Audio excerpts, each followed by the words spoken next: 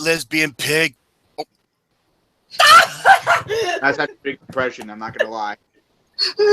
My name is Donald Trump, and I am your American president. First thing I want to do is get rid of Rosie O'Donnell. She is a hack. She is ludicrous. She is everything bad about society that is today. Yeah, I caught you there going live with that. I saw that yellow button going off. I'm just like, you. Oh, Yeah, I'm already getting trouble. What? Why 900 butt sex? Yeah, hold on a second. 1-900 big dick.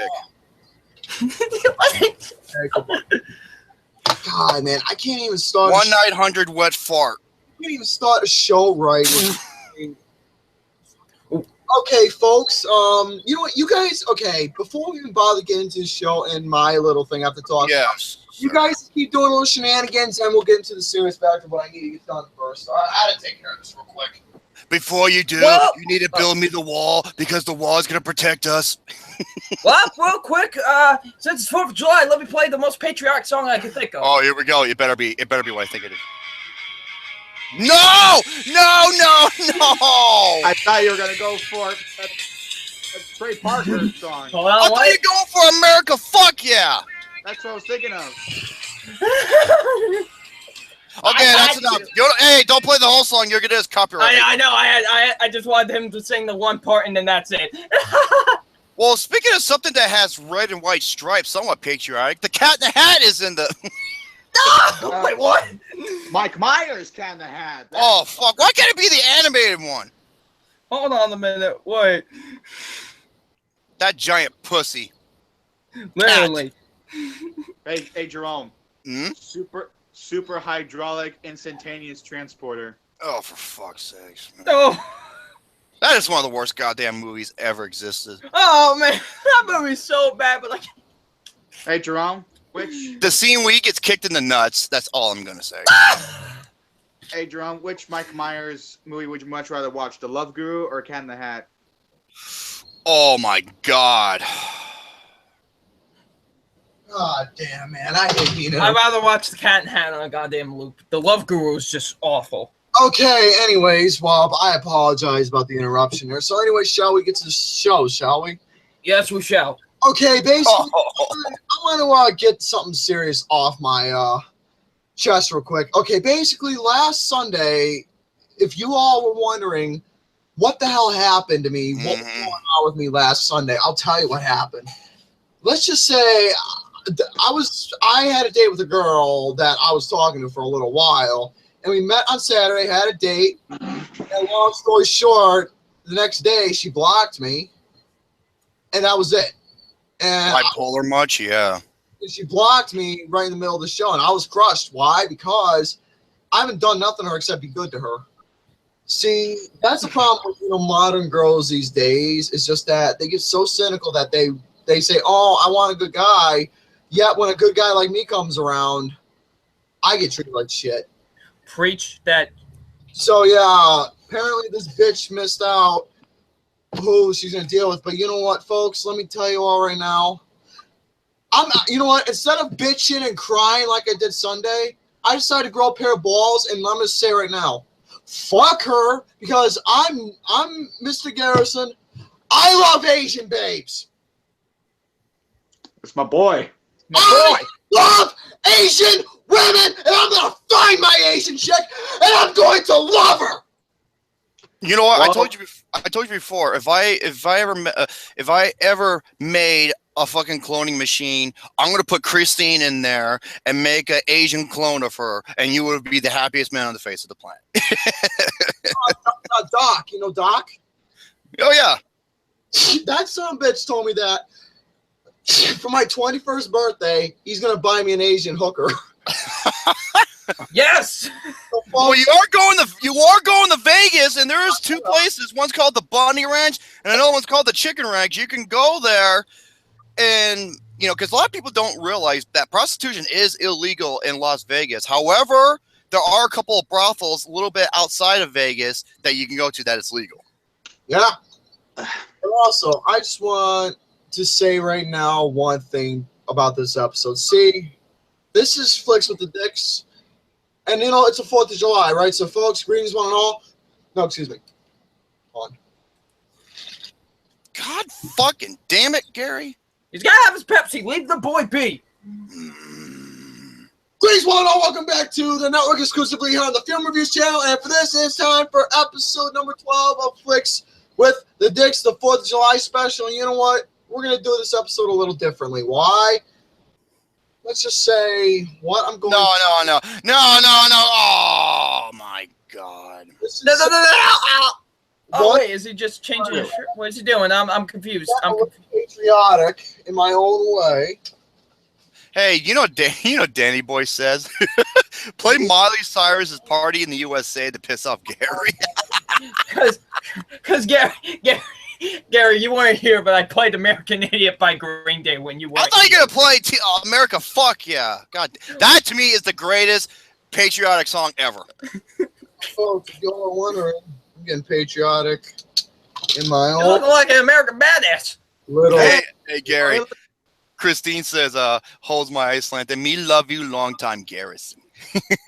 Oh, no. I told you, Christine, you make the world a better place. That's why I need to clone your ass. Shit. Hey, Gary, take off that hat real quick because, I don't know, you kind of remind me of Charlie Sheen from Platoon. He kind of does. So, yeah, folks, it is episode number 12 of Flicks with the Dicks. He looks like a retarded karate kid with a jacket. Yes. Which is a good thing. Instead of breaking boards, you're going to be breaking styrofoam. So, yes, folks, it's episode number 12 of Flicks with the Dicks for you all. Let me just say right now off the vinyl record that, hey, about that one bitch who fucked my boy over like that, you know what? Hey, man, if she didn't want me to say, hey. Wait. Young assassin. Hey, if you don't want me to slap your fucking nipples, you should have said something in the first place. Where's Big Vito? Or Tiny? You talk to him about it. Talk to who? Talk to who? Talk to Tiny about that, you little fat fuck. But who the hell are these little runts right here? You got a fucking mop head, and you got a fucking fat. You got Pipple sausage, and the other one you got tranny mayonnaise. There you go. What the hell? I don't fucking know what the hell I'm talking about. Fucking kid with the mop hair. He looks like a damn transsexual. And the other guy, god damn, I thought elephants were fat, man. Welcome to the sausage party. Yeah. Yes. Fucking hell, you should put what's this guy? Milkshake boy. I don't know. Put him in the fucking circus or something. I don't know. If you want a milkshake, you know what to do. Anyways, time for Flicks with the Dicks. Fuck the other guy. I'm gonna be hosting your show for the night. Oh no. Yeah, so anyways, as for story time, it's story time with you all. So let me tell you all No. I don't want to hear the young assassin tell stories. You fucking take forever. Shut the fuck up. I'm talking. Let the other ones introduce themselves. You want me to go get the other guy? Yeah, get the other guy. I want you to go sleep with the fishes or take the bath. Yeah. You know what that means. Fuck it. Well, that's okay. Fuck you, and fuck you. Hey, except for all the chicks in there, you know what? They're all good people. And fuck you and your thoughts on Boyhood. Well, I actually agree with him. Except for Ethan Hawke. He was the best thing about the movie. I loved it. I love him in that movie. Everything was flawless. Flawless victory. Fatality. I wish he would have gave me a fatality.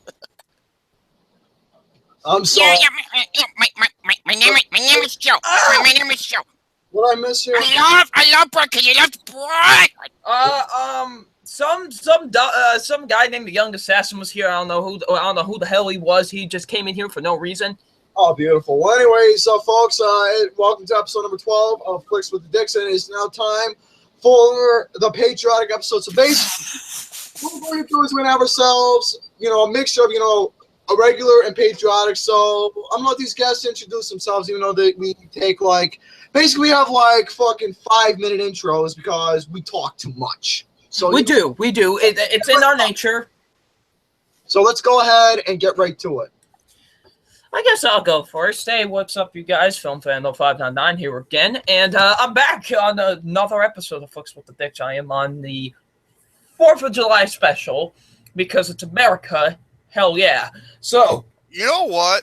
what? That's actually a good idea, Bill Winner say. So go ahead, you two introduce yourself, and then I will say the Pledge of Allegiance to everybody to represent the 4th of July. So as you were, Mr. Fan. Yes. You know, the 4th of July, man. You know, fireworks. You know, barbecue, and of course, celebrating. You know, America itself, just America. So, yeah, I got a couple topics. I got a couple just regular topics. I have 2 patriotic topics. So, hopefully, yeah, we should all have a good time in America. Hell yeah.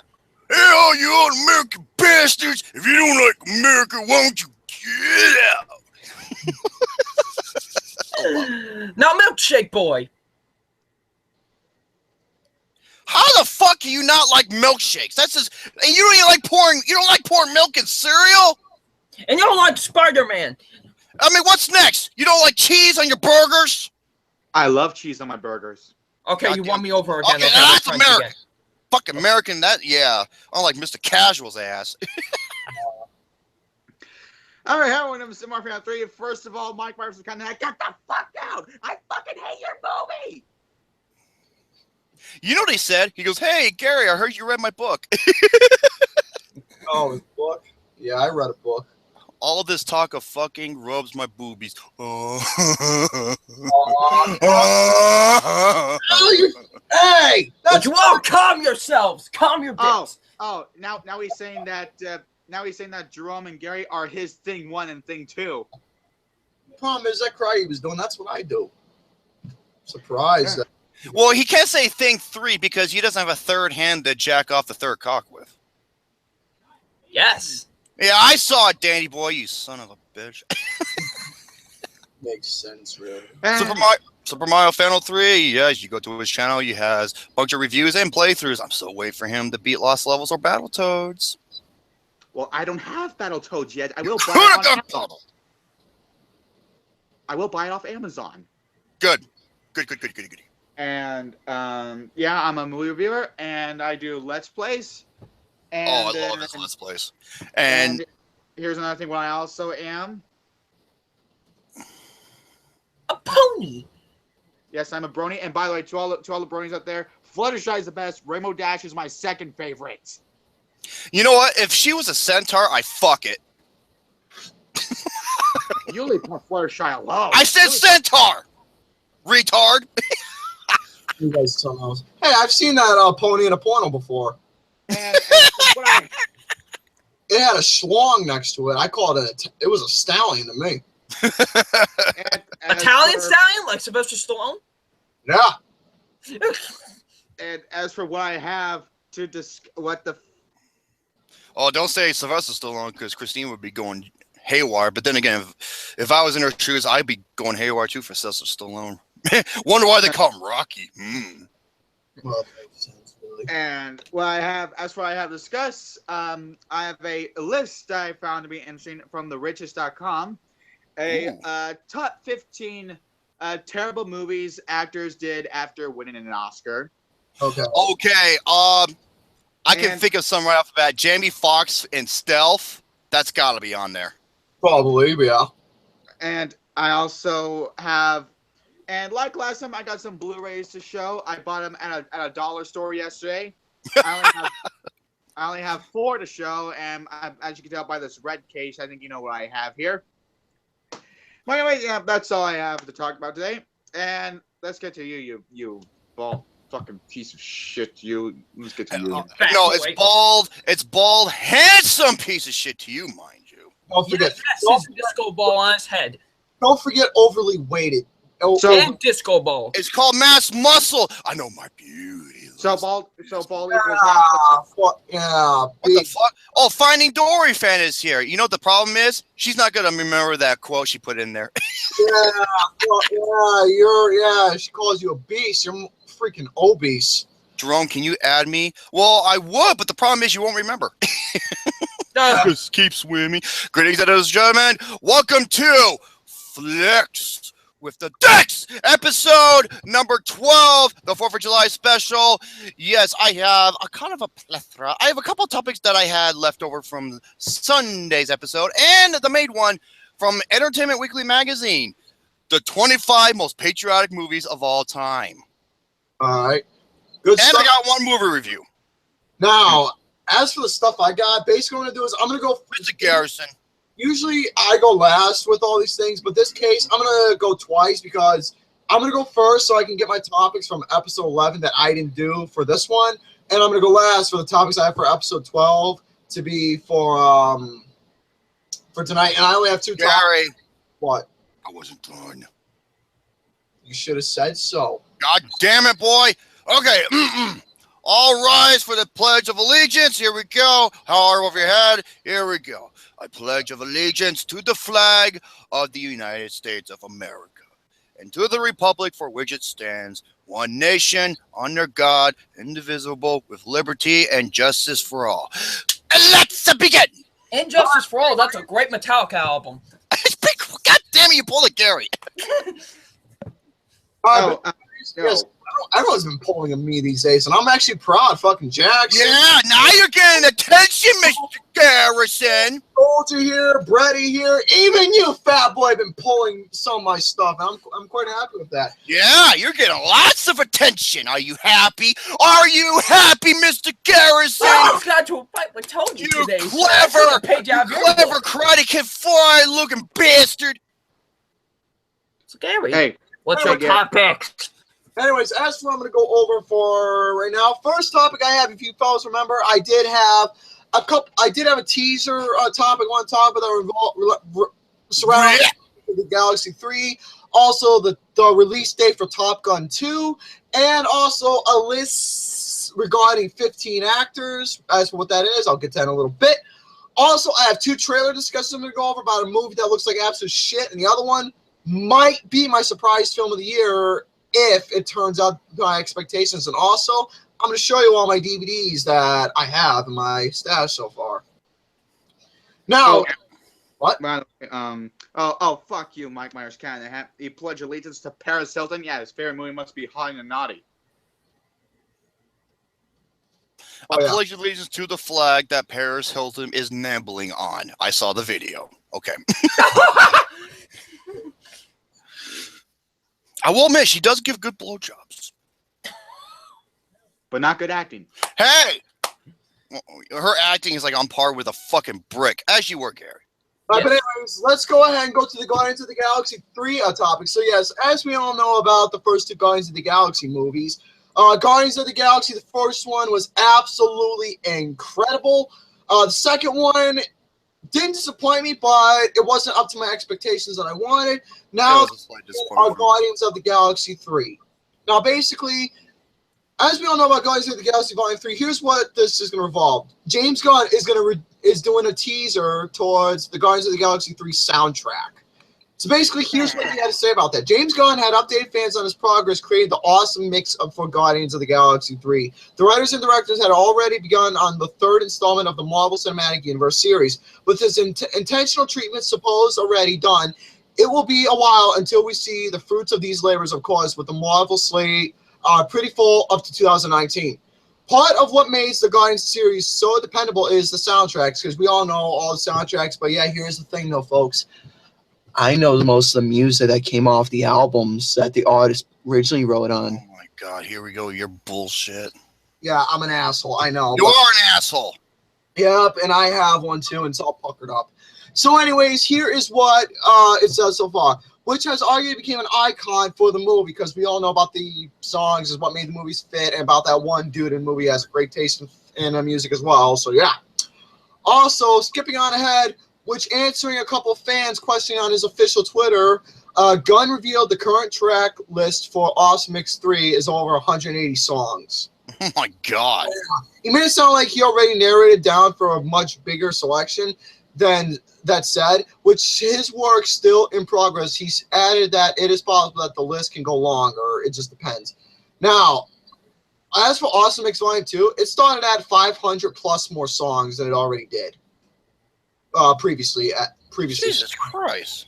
So yeah, as for this one, here's what I would love to see for this one. I want them to add, well, coming from me, what is my favorite genre in the 80s? Rock. Nope. New wave. There you go, the new wave. What I would love to see is, see him add a little bit more of the new wave section of that genre to that. As for what song I think would be perfect for Guardians of the Galaxy 3, I'll just name one song. Oh, hold on. Oh, go ahead. Well, anyways, like I was saying, as for one song I would love to hear in the awesome mix for Not to interrupt, but I'll be back. Okay, no worries. All right, but anyways, as for one track I would love to hear in the awesome mix is Enola Gay by OMD. Because for some reason, that particular song, I think would fit in the Guardians of the Galaxy movie. I really think so. That particular song would fit in that. So if he puts Enola Gay in the awesome track, I will not complain. So yeah, that's what pretty much all I can say about that. Just one, but anyways, as for, sorry about that. What was going on? Texting me. Now, as for the next topic I have, I was talking about Top Gun 2 prior to an episode, but beforehand, apparently, since we all knew that Top Gun 2 is going to be confirmed according to Tom Cruise. Yeah, I love how they're making they're making another Top Gun movie, yet they can't make Bill and Ted 3. I'm sorry, folks. I'm not letting that go until that happens. Yeah. Step Brothers. Oh, I have to share this topic as well once I'm done with this, but I'll share that later. But anyways, Paramount has officially announced the release date for Top Gun 2, and this is going to be taken off in 2019. So as for what that date will be, according to what Paramount has been saying, that the movie will be taking place in the summer of 2019 at a specific date of July 12th, 2019 as the official release date for Top Gun 2. Interesting. So, like I said, I'm very interested because I thought Top Gun, the first movie, ended off on a really, really good note and everything because it was a damn good movie. But I'm really concerned about Top Gun 2 happening. Well, with Top Gun 2 happening, I'm just really concerned about, what that's going to be about. So, yeah. Maybe Did anybody ask for a Top Gun 2? I mean, maybe they think so. Nah, we need more homosexual volleyball moments. Dude, Val Kilmer, I don't know if you ever seen what he looks like lately. Oh my God, he looks like a fucking walrus. He's like out of shape and everything. I cannot imagine him being back on the beach. Oh, maybe he'll work out more. Oh God, work out more is an understatement.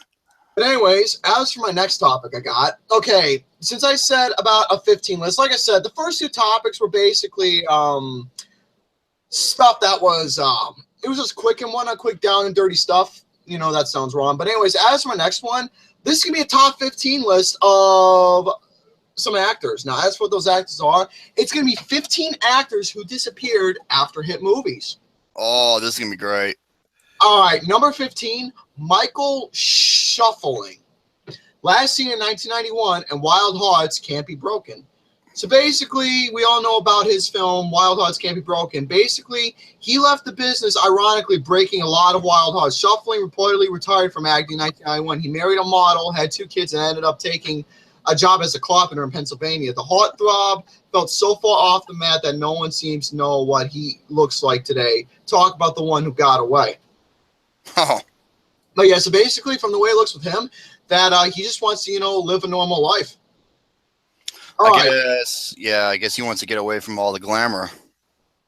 All right, but anyways, as for number 14 is Bridget Fonda, last seen in 2002 on the TV movie Snow Queen. By the way, this is from Screen Rant, so go figure.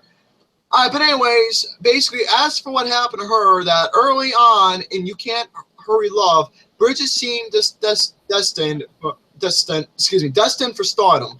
Her long list of credits include, Doc Holliday, Single White Female, Singles, It Could Happen to You, and Jackie Brown.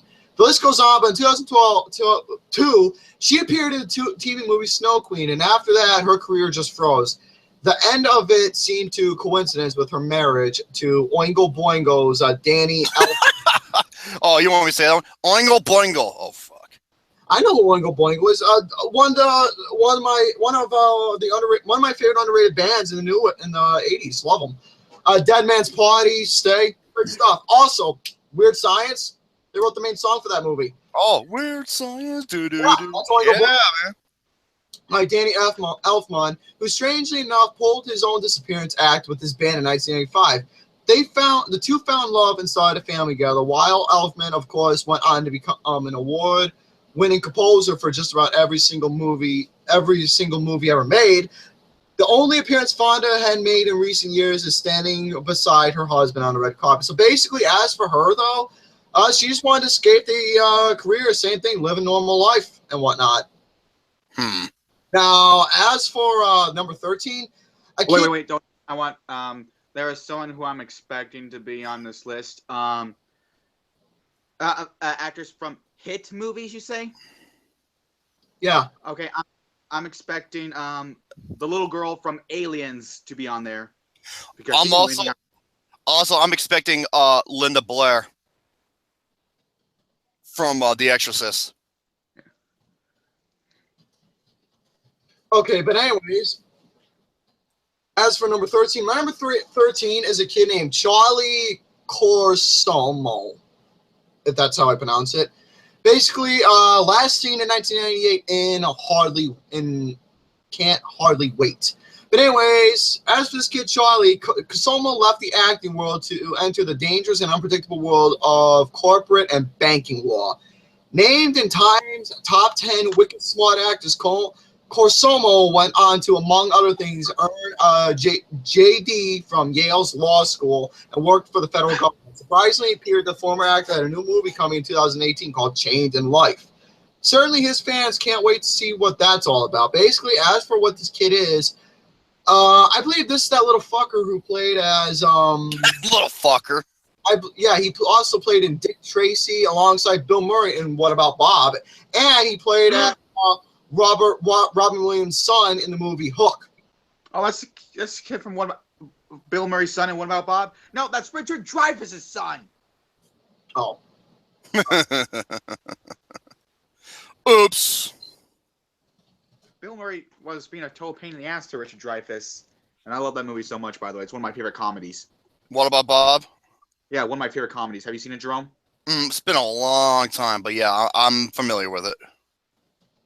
If you ask me what's my favorite comedy, I say The Big Lebowski. All right, but anyways, as for number 12 is Marissa Ribisi, R-I-B-I-S-I. I have no idea who that is. I don't know who she is either, but it's just some redheaded bimbo. Last seen in 2000, I'm watching Ellie. Basically, first mega hit was in 1993's Dazed and Confused. All right. Nah, overrated as fuck. Hey! All right. But anyways, along with her many TV appearances, the actress found huge success, in the Brady Bunch movie and Pleasantville. After her last major appearance in 2003, starring alongside Julia Louis-Dreyfus and Steve Carell in Watching Ellen, Marissa bowed out of the business. Apparently, since no one was really watching Ellie and the show was canceled, Ribsy thought no one would notice. It's safe to say the actress' departure from the industry left us all a little dazed and confused. All right, but anyways, as for number 11, a kid named Mike Vidar, last seen in 1997 on Chicago Hope. Basically, but the rising star unexpected retired from the scene in 1997 after appearing on Chicago Hope, trading in his skates for a fire hose. Mike left Hollywood life for a career at the Los Angeles Fire Department. Although he disappeared from the screen, unfortunately, that wouldn't be the last we'd seen of the former star. In 2014, he and a couple of other firemen were involved in an altercation that left a man near dead. Mike took a deal and pleaded no contest to misdemeanor battery. But yeah, so most of them, out of all these actors and actresses who quit, I never even heard of most of these people. I haven't either. But here's the thing, some of these guys looking at the list right now, some of them might actually sound familiar. Number 10, Do you know a guy named Randy Quaid? No. Randy Quaid, you mean? You mean Randy Quaid? Excuse me, yeah, Randy Quaid. Yes, absolutely. Basically, he's number 10. Basically, that guy last seen in a movie called In Balls Out, Gary the Tennis Coach. While the last time we saw him in 2009 was in a film in 2009, which was that, he still pops out from time to time, bringing himself back into the spotlight and proving the art really does mediate life. The Oscar-nominated star began with a string of arrests back in 2009. He and his wife eventually fled to Canada seeking asylum and were arrested again years later trying to re-enter the U.S. In 2015, Quaid found his way back on screen, starring in series of sex tapes with his wife that the couple really fine. Because we know him, he was in, National Lampoon's Vacation and blah, blah, blah, blah, blah, going on with him. Cousin Eddie and all that. Mm-hmm. Yeah, that's him. So basically, number 9 is Cary Green. Well, Cary Green? Well, at least with Randy Quaid, we didn't have to see him reprise his role in Independence Day Resurgence. Well, yeah, I wonder why. Cary Green, because Cary Green, her infamous role was her performing as one of the supporting actresses in the Goonies in the 80s. But anyways, in the late 80s and early 90s, the actress veered more toward TV than film. But in 2001, she completely fell off the radar and after an episode of Law & Order Special Victims Unit. Although mainly out of the public, Cary had launched a production company in the 90s and reportedly went on to do writing during the mid-2000s. And after an 11-year hiatus from acting, she returned with a film called Complacement, only to go missing once again. Somewhere in our imaginations, the Goonies star is still off with the rest of the gang, hunting treasure and fighting bad guys. See, most of these people I've never even heard of. Let's just say... I know the movies they've been in, and I recognize their characters. It's just the actors I never heard. Let's just say number 7, number 7, number 5, number 4, and number 3 will be really memorable, really stand out. One of them's got to be Linda Blair. I cannot believe they haven't mentioned yet, but go ahead. Number 8 is Ilam Mitchell-Smith. What were you saying, Brett? Or the little girl from Aliens. She went on to become a teacher, later instead of acting. Oh, wow. But anyways, as for that, Ilam Mitchell-Smith. Remember that movie Weird Science I was talking about? Yeah. Yeah. That was one of his big roles as one of the main guys. He was playing as Anthony Michael Hall's buddy in that movie, Weird Science.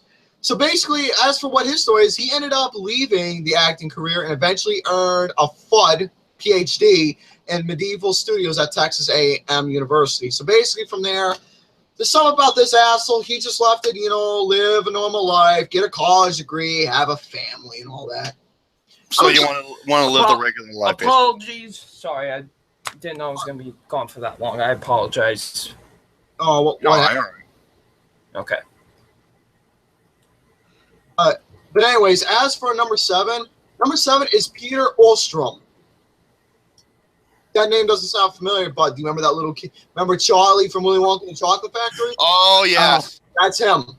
Basically, here's what happened about this guy. Basically, what happened was a long time. Oh, wait, I know. He got stuck in the glass elevator for too long. What? Hey, I gotta tell you right now, Brady. Talk about.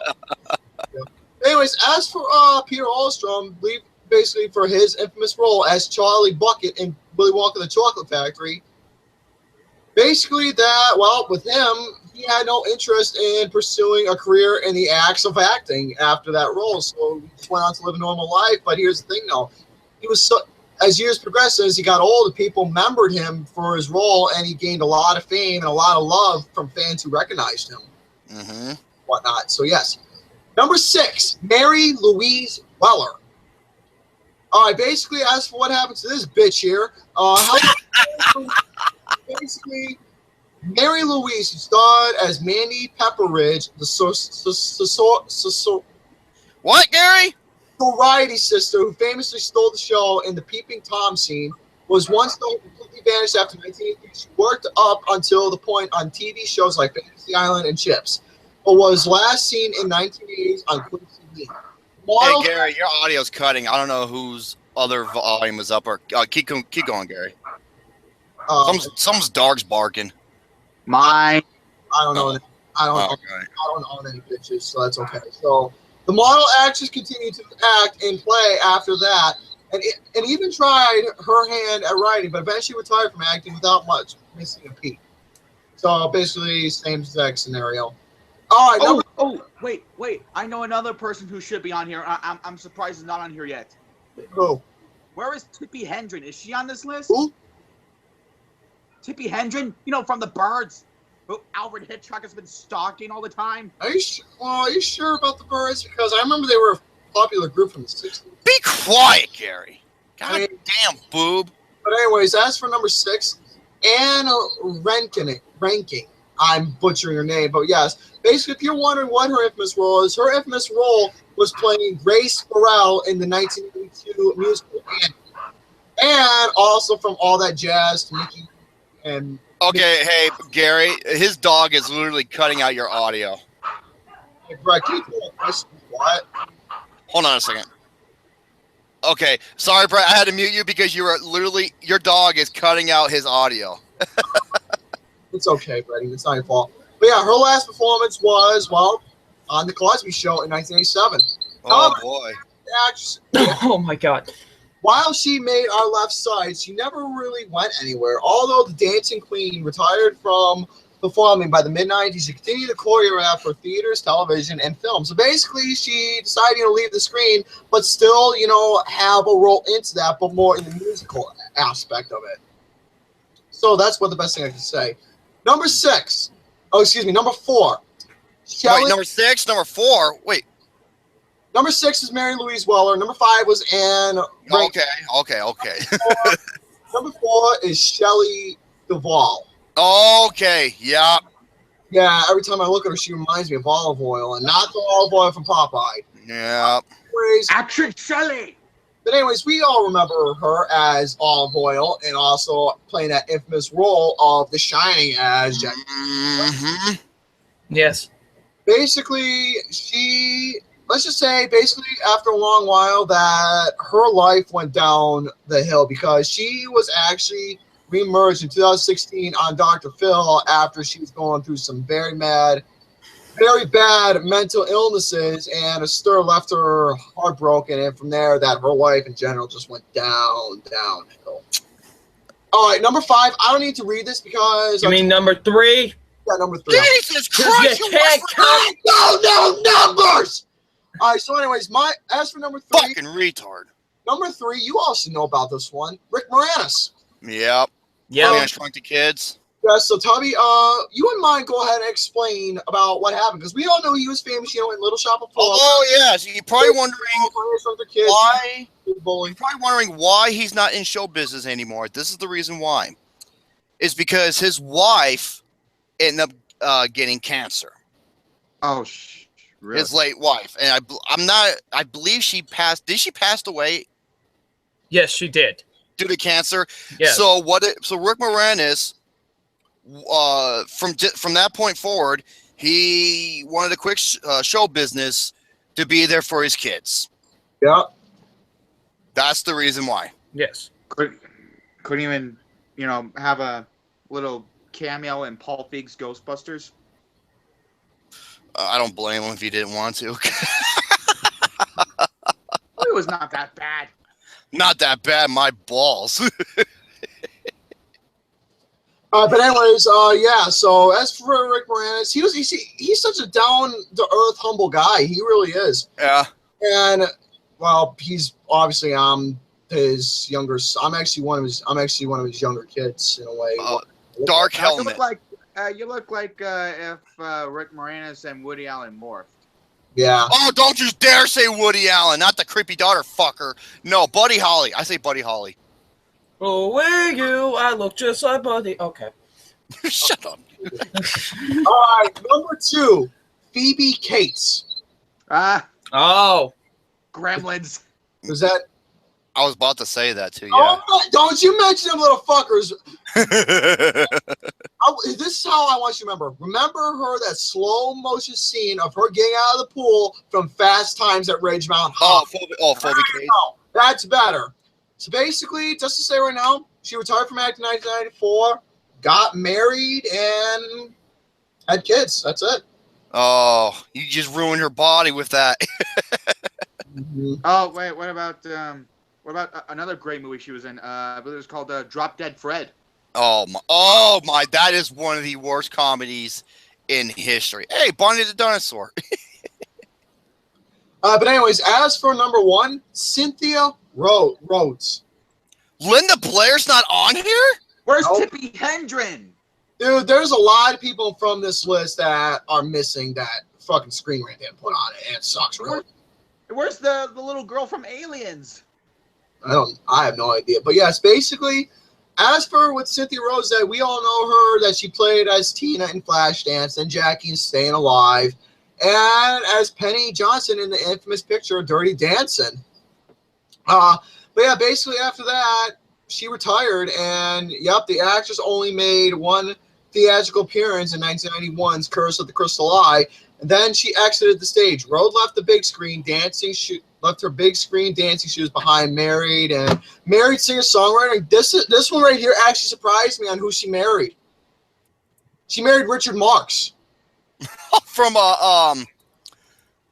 oh fuck, what's the Should have known better. Hold Endless Summer Nights? Is that Richard Marx? right here. Yeah, she married the singer from the 80s. Yep. Oh, there's another one who's missing on here. One of the most notable ones who retired from acting so soon. Grace Kelly. I'm not too familiar with that one. I remember she was two Hitchcock movies, Dial M for Murder, Rear Window, and then she retired acting and she became Grace of Monaco. Yeah. Not too familiar with that one. Sorry. Anyways, as for that, that is basically that. I'm sorry if that kept going on. I'm also getting a little distracted because someone's talking to me about music, and that got my attention. God damn it, Gary! Music! It makes the world go round for me! No, Yeah, it makes like your your- nipples hard. Yeah, like your fat fucking pus gut. We're doing movies, not music, Dick Muncher. Oh yeah, well, wonderful. No, Gary, no. Gary, I think I feel a song coming out of me. No singing. don't you start fucking singing, you son of a bitch. I have a good voice. But anyways, Yeah, for deaf people. But anyways, as for my next topic I'm going to talk about, I'm going to tell you all about these two trailers I saw. As for the first trailer I saw, let's get the shitty one out of the way.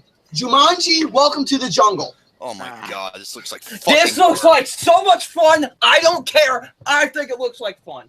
good. Enjoy your bullshit. Because Enjoy your fake ass CGI, and we're gonna treat women like sex objects and a bunch of other stupid shit. And oh my god, this looks like garbage. And it's from the same director of Sex Tape and Bad Teacher. That's what pisses me off most. Bad Teacher, I was mixed on. Sex Tape, oh my god, that fucking unbearable. Let me tell you about Jumanji, Welcome to the Jungle, about what I saw. This makes the original Jumanji look like shit. It does. This is a film that shouldn't be made, nor should happen. At all. To turn into a video game, get all these fucking random actors and actresses who barely have no, interest or had a background resume to get on screen. They're just let's make you random little cocksuckers with The Rock. There you go. And the dialogue that I heard in this trailer was so fucking bad, and the hokey acting. I'm like, this is so fucking stupid. This looked like a Michael Bay movie. Oh, it kind of does. No, it does. It looks like a Michael Bay movie mixed with Stephen Sommers. This looks unbelievably bad. It does. And what I also noticed, what also caught my attention is I saw who was flying the helicopter. Nick Jonas. Oh my god, are you fucking serious? Jerome. Anyway. He's a great actor. He's a great actor. Continuing on about my thoughts about this trailer, dude. For people who say it looks like fun, I'm sorry. I don't get it. I don't know where you're coming from. It looks like it's going to complete and utter shit fest. Yep. CGI galore. That's what's coming off to me. Now, as for the next trailer I saw, someone wants to call PlayStation 2 and have their graphics engine back. And speaking of the word fun, can that request send this to me? Fine, I'll do it. F is for friends. No! Be quiet! Is for you and me. God damn it! I was just gonna do it. But anyways, as my next trailer discussion, when I saw the trailer for this, I was really surprised of what I saw. I mean, this trailer was actually quite decent for what it was. But if this movie ends up being a good one, then it'll be my most surprising film of the year. I saw the trailer for Cult of Chucky. That actually looks interesting. As much as I hate that little bastard as well, I'm gonna tell you right now, for this trailer, dude, it was actually a lot more ominous and a lot more deeper and darker than what the Chucky films were. Well, because a lot of people are like, I only like the first. Dude, the first one, dude, most of those films are not good at all. They're really dumb. Here's the thing about the Chucky films. The original ones from the 80s and the other ones, dude, it was just stupid. That's all they were, just stupid. Well, not really the first. I can see to a certain degree, but like the sequels, yeah, they're not that good. If I'm going to see a movie about a scary doll or involves a scary doll, I'd watch The Conjuring. Thank you. Yeah, I was about to say the same fucking thing. Now, with this particular trailer right here, as for this one, Cult of Chucky, this should have been the Chucky film that should have happened in the 80s. Why? Because, dude, with how it was produced, it was much more darker, it was much more deeper, and it much more than a freaking joke than the Child's Play movies were. This one actually made it look like more of a thriller film than it was supposed to be. I wonder if Jennifer Tilly going to return? Because she's been in pretty much about that. But here's the thing, though. If this movie turns out to be good as what the trailers are making out to be, this might be my most surprising film of the year if my expectations come up to what they were. All right, so yeah, that is my trailer discussions for that. Now, as for my other two topics, which is a top 5 list and a movie review, we'll save that later because right now, I want to show you all my DVDs right now that I got. Woo! Okay. Backdoor Sluts 9, Hot Bikinis, containing massive zucchinis. Massive Dong, the movie. Hey, fuck you, dongs with big dongs. Wait, more like My Little Dick. What about your little dick? Well, I mean, I'm not going to show the picture or anything, but I like Barney the dinosaur. He goes, I don't like Chucky. He scares me. Look what I do on here. Wait, Mama Knows Best, version 10. Oh wait, who's on there? Oh wait, who's on there? Is it I can't show because of nudity. I know you don't have to show. Just I might know most of these MILF porn stars. Well, I'll just cover the bazongas. Janet Mason. Okay, just read the fucking names. You don't have to show the goddamn thing. Okay. Yeah, Janet Mason. Okay, yeah, for her. What? Who else? Who else? That's it. It's just a porno surrounding her. That's it. That's it. It says Moms Know Best. Moms with an S. Dude, it's plural. Dude, it just shows Janet Mason. Where's Lisa Ann or Vicky Vett or Julia Ann or Veronica Avalov or Cherokee or it literally just shows her butt cheeks spread apart. Brandy Love. Or Alexis Texas. I don't fucking know. That's the funniest name ever. Yeah, that's her name. I know. Yeah, Mrs. Ass herself. Yeah, dude, look at there. I mean, it just those cream pies and, booty spread and all that stuff. Yeah, I own a porn. Cream pies? Well, what am I getting myself into? Be on birth control. What am I getting myself into? That's one of my DVDs that I own, but at least I... Okay, what are the other ones? The other ones, as for the movies I got, here's what I got. I got about, I think, 18 DVDs, but here's what I got. 18? Son of a bitch. I'm not a DVD collector. I'm more into VHS. But anyways, as for what I have, the first movie I got is a Ridley Scott film. Which one? Alien. Gladiator. The best movie he's ever made. I got Gladiator. I disagree. I say it's The Martian. That's my third That's one of them. But Gladiator has so much goddamn emotion to it. It's incredible. The disc right here, you got the movie, and you got the bonus features. You know, the film's made. Roboto. Here we go again. No more arigato, Mr. Roboto. How about now? So yeah, There we go. That's better. Gladiator. That's one. Yeah, Roger Ebert gave that 2 stars. Yeah, I don't know where you're coming from, buddy. The best movie of 2000. All right, next movie. Not mine. Mine was Castaway. That was mine too. number Wait, 2. No, that was my second favorite. I got from here. This is a Frank Miller film. If you want to know where I'm going, Sin City. Sin City. No, okay, stop. You sent Frank Miller. Now, let's be honest here. He was tagged along. That's Robert Rodriguez's film. Yes. Oh, it says Frank Miller on here. Well, because it's based off his graphic novel. Mm-hmm. But yeah, it's basic right here. As for Robert Rodriguez, it says right there, directed right by. Dumb shit. But but this film right here was actually this is a very. That is a damn good.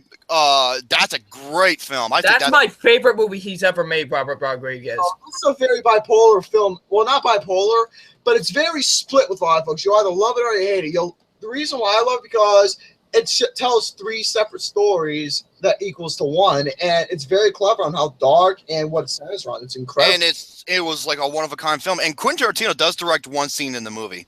It's the scene with Benicio del Toro in the car. Yes. Where he's talking to Clive Owen. So. Oh yeah. Hey Gary. What? Hey Gary, what do you think of another Frank Miller film? Oh, The Spirit! Don't ever bring out that movie. I've never seen it. That is garbage beyond garbage. Garbage. As for the next one I got, this is a 2-in-1. You know, them double feature ones you get. This is double penetration.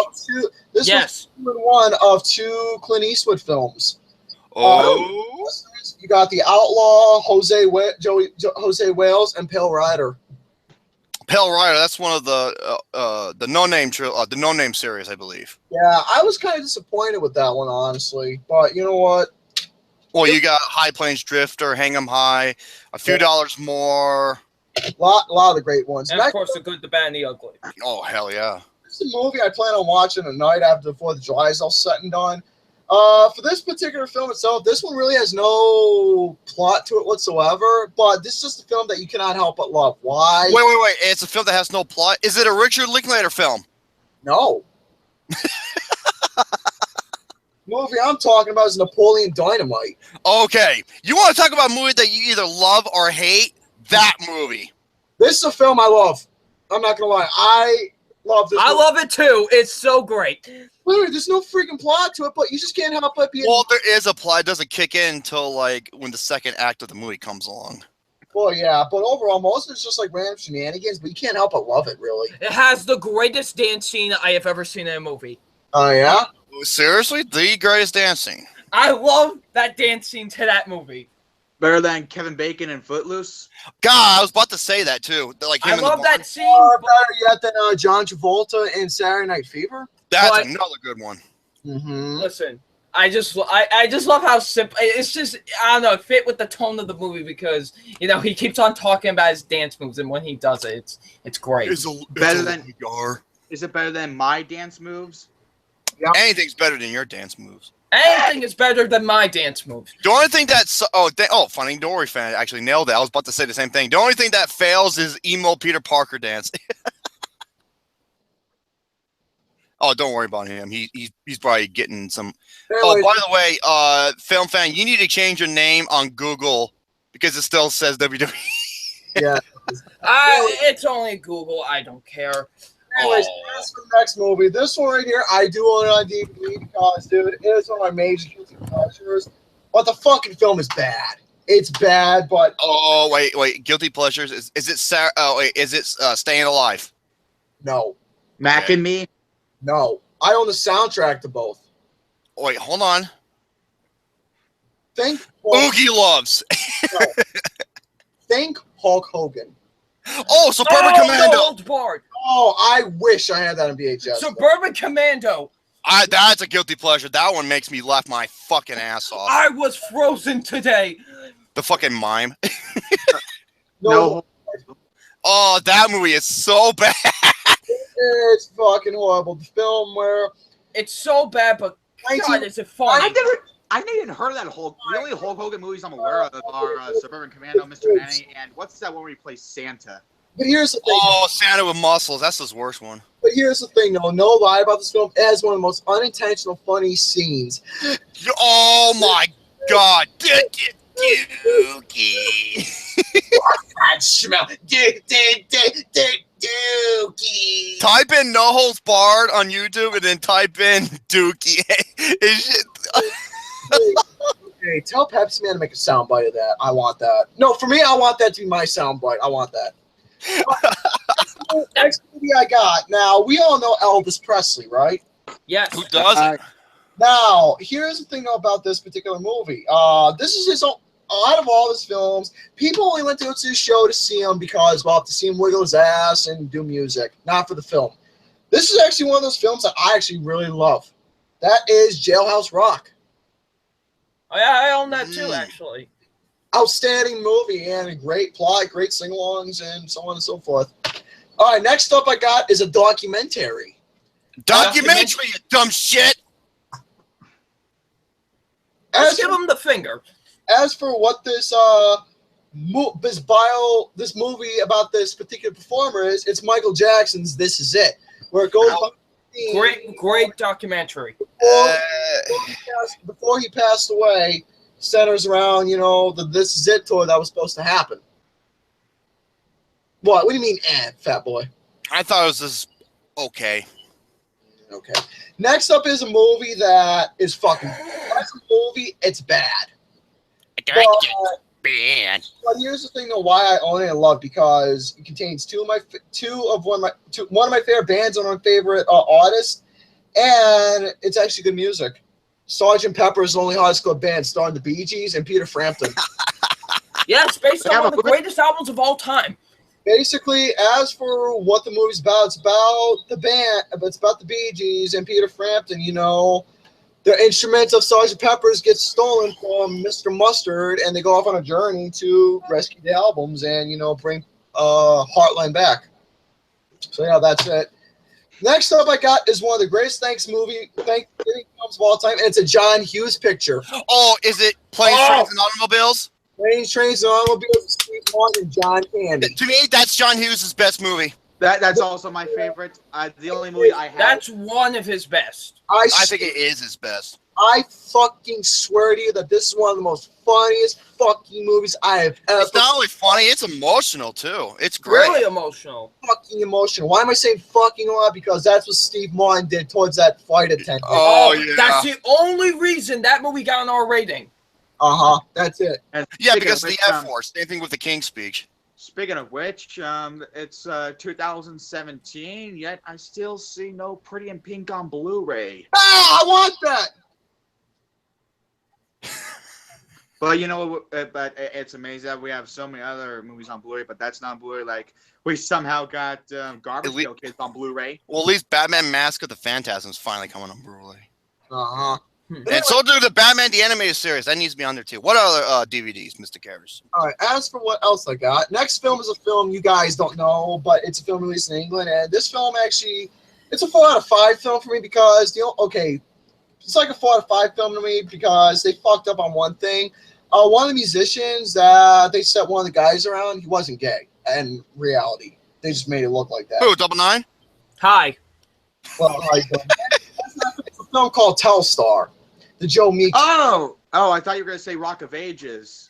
Don't bring up that movie with Gary. He fucking hates that movie. No. For anybody a guilty pleasure, no. Gary, let me tell you something. Gary, let me talk. Why does he hate that movie? Listen to me. Okay, when the Spill Crew was one, minus Corey, he gave it a rental.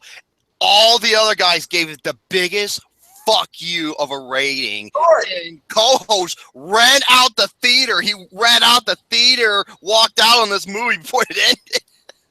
It fucking butchers awesome, outstanding rock songs from the 80s. That is easily Tom Cruise's worst performance for me. I disagree. I disagree completely. I say it's War of the Worlds. That's my second. Rock of Ages beats it for me. Why? You fellas know me personally. Y'all know why. Yeah, I know why. Hey, Gary. Rock of Ages. Rock of Ages or Rocket's your decision? Rocket's your decision, easily. Why? Well, then again, if they made a movie about like the grunge era and they like did it like what they did with Rock of Ages, I probably would hate it. So, but yeah, Telstar. It's a movie about Joe Meek and how he centered his life and how he made one of his greatest records of all time that made a #1 hit in America and England. It was an instrumental piece called Telstar, name of that, and I got the record itself. Mm-hmm. Next movie is a film that, for you people saying, oh, it's just okay. Nah, nah, nah. No, this film's fucking awesome. And which is it? Jersey Boys. That's actually a good film. Starring around Frankie Valli and how he managed to get his life in the music industry. Yep. Oh, it's okay. No, it's awesome. It's actually, I find it to be a good film. It's a good film. I find it to be an awesome movie, dude. I will say this, though. I forgot who was the actor. There's this one performance in the movie that was so awful. Everything else was actually fun to watch. I played as Joe Pesci. He was one of my only flaws I had. Joe Pesci? He played as Joe Pesci. Little Joey Fisher, that Tommy DeVito. Right. By the way, did you know, fun fact, the character Tommy DeVito from Goodfellas was actually a real name because Joe Pesci was friends with the real Tommy DeVito who played guitar in the Four Seasons. Yep. That must explain why he improv'd a lot of his dialogue. Uh-huh. Inspiration. Next movie is a film that everyone should know I own on DVD, and for anyone who doesn't have it on DVD, get your fucking asses out of your chair. It better be good. What is it? It is a good movie. Come on, it's my film of 2016. Yay! Better than La La Land, better than Poo Poo Land. Poo Poo Land sucks my dick. They're both on par, Jerome. They're both on par. Bullshit! No. Hell no, they're not. No. They're both on par. They're not. This is a film that definitely goes to the heights of showing you what it's like to accomplish your dreams in the right way instead of saying, "Oh, I'm gonna grab Emma Stone." Yeah, and we're gonna be floating in the air for no apparent fucking reason. This film does it. This is my one of my rare 6 out of 5s I've given. This is a movie that's fucking incredible. Great movie. For folks who saw Sing Street, you all know why I got a big boner over this movie. I do too. Next film I got, this is a film, okay, when I saw the second one, the sequel, Sword of Destiny, it was my guilty pleasure of last year. But this one itself is a damn good movie. Crouching Tiger, Hidden Dragon. That is a incredible martial arts film. Terrific movie. That's when Ang Lee didn't, shove his head up his ass when made the Hulk. Yes. But then he made Life of Pi, and that was pretty great too. Oh, that was damn good, dude. I saw that in 3D, and I couldn't believe IMAX 3D. I was blown away. The best movie to be filmed in 3D. Sorry, Avatar. No, it's Gravity. You passed another. I haven't seen Gravity. I'm sorry. Brokeback Mountain to me is so overrated. Why? I was bored to tears. But anyways, as for Crouching Tiger, Hidden Dragon, this is one of those films I live to watch. This is a film that centers around a time frame I love learning about and watching, centering old, ancient Chinese time, you got the gods to believe in, you got the mixed martial arts, you got the dressing of, the geishas. Shut up! Self of Destiny. All right, next up I got is a film that is a very big guilty pleasure of mine. As for what that movie is, Yeah. That's what that is. Mortal Kombat. Okay, Paul Worthless Scrotum Anderson. However, I can say this about that movie. I can understand why it's a guilty pleasure.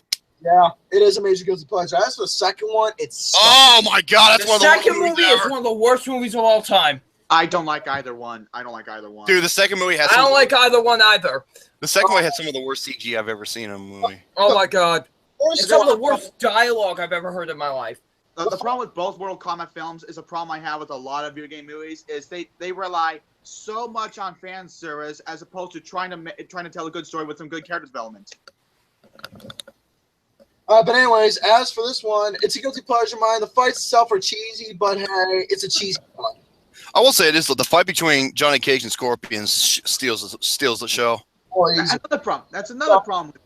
That's another big issue with video game movies is they try to be so cheesy like the games is that they make the games look subtle. But anyway, speaking of this, Tom Cruise, you lucky son of a bitch, man. Fucking Tom Cruise is my favorite actor of all time, and he managed to actually be in a relationship with an Asian babe in a movie. I think I know what he's talking about. The Last Samurai. Last Samurai. Last Samurai. That is a great fucking movie. Last Samurai is That movie is amazing. This one of sounds the only. what I love, and films, mixed martial arts, fighting, and Tom Cruise, man. I'm not gonna lie, especially with how he looked, I would have given him a blowjob. The Last Samurai is one of the only Tom Cruise action movies I love, other than Edge of Tomorrow. Those are the only action. What about Collateral? Next, I don't count that as an action movie. I count that as a thriller. There's a difference. You got a good point. next movie I have now. Oh wait, Mission Impossible Ghost Protocol and 5. I haven't seen those movies because you're missing out. I didn't care about the first Mission Impossible. I didn't care about. Well, that's the first one. The first one's great. What are you people talking about? I don't think so. I don't like Tom Cruise as an action star. He's one of my favorite actors, but I'm not a big fan of him as an action star. Watch Ghost Protocol and 5. That's all I'm gonna say. Hell, even 3, to be honest with you. Oh yeah. Sure, he may be great in terms of physicality, but in terms of the character he plays, I find most of the character he plays in the action movies to be very uninteresting. Well, the director of Last Samurai, he does some great shit. He also did what I believe is one of the greatest movies of all time. I give it 6 out of 5 to Glory. As for the next film I got now, Fat Boy, you hated this movie, and here's the thing though about this movie itself. Oh god. It's bad and everything, but here's what gave that a factor. Actually, no. Some of these DVDs I got, my dad gave to me. Why? Because he knows I love watching movies and whatnot. He wanted me to build a collection. So this is one of them he gave me. And I'm not gonna lie, what made me keep this movie from hating it is the historical elements of knowledge that's teaching and the adventure. National Treasure. Fuck that movie. That movie sucks. Shit. Really? There were 2 movies I had in mind that I thought you were going to mention. Nope. That Jerome doesn't like. I thought it was going to be either Lincoln or Swiss Army Man. Oh, Lincoln! I had a great. Lincoln. Lincoln! I rather watch Abraham Lincoln Vampire Hunt. At least that didn't bore me to death. Here's the thing, though. I did love Lincoln. I did. But here's the thing, though. National Treasure. Don't get me wrong. The plot itself and everything is not good. But what got me was the historical elements of what it's surrounding. History and time. It's your typical, Jerry Bruckheimer, over-the-top, zany, stupid, goofy action film. I was just fucking can't Indiana stand Jones, Nicolas Cage ain't. Speaking No, of, hell no. I'm actually happy I got both these on DVD. And let's just say, folks, my favorite director of all time, Quentin Tarantino. Oh. Twist the nipples. I own both Kill Bill Volume 1 and 2. Okay. Volume 1 was so much fun. Volume 2. Oh, yeah. 5 out of 5 for Volume 1, 4 out of 5 for 2. This is what I have to say about 2. That movie was a 5 out of 5. I was like, oh my god, this is Quentin Tarantino's best. Until the final act of the movie. It fucking killed the film. That's what it did. It killed the movie and the whole thing of what it meant from how it started to the end. Kill Bill Volume 1 is a perfect 5 out of 5 for me. This film, man, Kill Bill Volume 1 was great. This film, how it centers around the mixed martial arts aspect, adding a Western flavor to it, and how it goes between each backstory of the revenge that the bride is going after. Mm-hmm. Obviously, No. Hey! No, Lucy Lou! Come on! Snap out of it, you fucking... Not with her, but her fight with Gogo. Yeah. Fuck. Yeah, let's just say that she got wooded. Yeah, so yeah, those are all my DVDs I got of film. I plan on getting more down the road. So yes, Double 9, your turn for topics. Yes, now. Hi. And I agree with MC Deadpool. Oh, it's better when you watch the uncensored version, not when it goes in the black and white. The reason I had to go in the black and white is because of the MPAA, because they're a bunch of fucking assholes. But watch the Then what's the point of that being rated R then if you're gonna black it out? And NC-17. If it goes NC-17 or X, most theaters, if not most of all majority theaters that are distributed nationwide, will not present films that are rated that. All right, so yes, folks, that's going to do it for my topics. That's pretty much what I wanted to showcase last episode. I got 2 more topics I'm going to go by the end of the show, but you go ahead, fellas, do your thing. Double Nine, your turn. Guess first. Hi. One. My name is Double Nine. How you doing? No one cares! Okay. You heard my person, Gary. Fuck your person. Oh, I'm sorry. You know what, Gary? He would say yes because he wants to be fucked. Well, what do you say about you little Well, I got a few topics. I got a couple of movie. What do you got? I got a couple of movie reviews, and I have 2 patriotic topics. Would you quit it with those fireworks? All right, come on! No, I'm gonna turn my air conditioner back on, so that way this won't happen. For the Christ of me! Thank God, there's no fireworks going off in my area. You know what? All right. So, like I was saying, okay. Now, I have 4 movie. Well, no, not 4. 3 movie reviews, and let's just jump right into them. First being, I'm gonna keep this one short and sweet because I did 28 minutes of this. Yeah, like your penis. Yes. Now, Transformers: The Last Dang Night. Oh yeah. I'm gonna keep it short and sweet because I have a full 28-minute review on my channel. So I'll just say this: this is the worst movie of the year. Nothing is topping it. It has the worst scene of the year. It is awful. It's complete and utter garbage. Wait, it's got the worst scene of the year. What would that be? That would be the. Oh man, it's the fight between Optimus and Bumblebee and how it fucking resolves.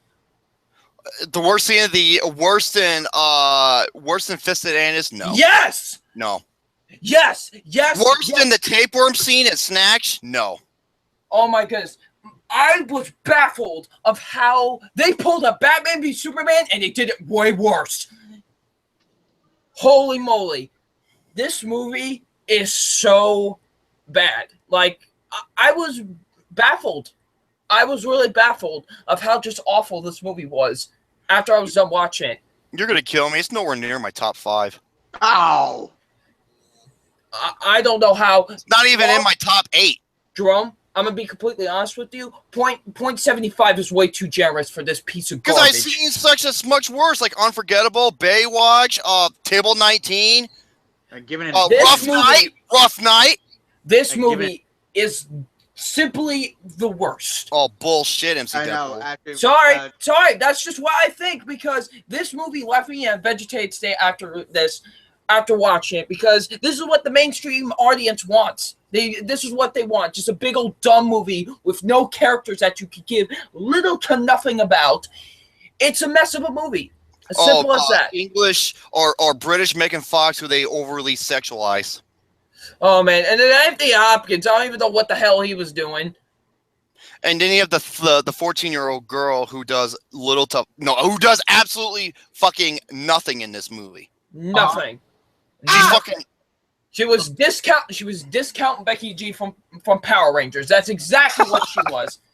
And didn't they overly sexualize her too? To a certain extent. Yeah, I'm like, come on, dude. Like, yeah, this movie is awful. Okay, I'm gonna move on from this because, yeah, like I said, I got a 28-minute review of it. You can see how I felt about it. Double Nine. Yes. Double Nine. Giving that movie an F is an understatement. So I have to give it some rating. I have to. That's just the thing with me. I have to at least give it a rating. Fisted Anus. Because every other movie I give it a 0. At least they have a plot. This one had no idea what the fuck it's about. Here's the problem. If you can't do it right, don't do it at all. Exactly, and they did not do the plot right in this because it's just awful. So, now, next movie, Captain Underpants, the first epic movie. Oh, boy. You know what? Let me take a guess what you're going to say. You had a fun time with this movie. No, I thought it was decent at best. Thank you very much. It's not that good. It really isn't. I don't get what is so great about this movie. I really don't. I don't get it either. What do you think of the 2 main leads? You gotta admit they were the best. They were great. I loved them. I said the exact same thing. Them and Captain Underpants himself were actually enjoyable. What my problem was with the movie is that the story is so uninteresting and it makes no sense for the most part. Exactly, and the villain plot of it, and once they had to like add the villains and stuff, it just felt like so bloated to me. I was just like, Professor Poopy Pants. It was just. I mean, I get it. I get what they were trying to do. They were trying. Doesn't matter what they were trying to do. But it doesn't. Hold on. Can I finish? I was about to say that. Yeah. I was just about to say that. I think it didn't translate that well on film. It really didn't. So I just, it's not like a bad movie. It's far from an awful movie, but I will say it's decent at best. It could have been a lot better. I would give it a B.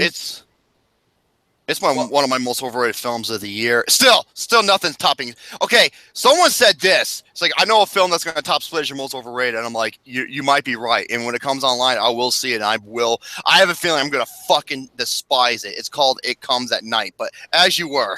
Yes. We'll get into what my most overrated movie is in just about a second. But Captain Underpants' first epic movie, decent at best, B-. That's what I would give it. Thank you.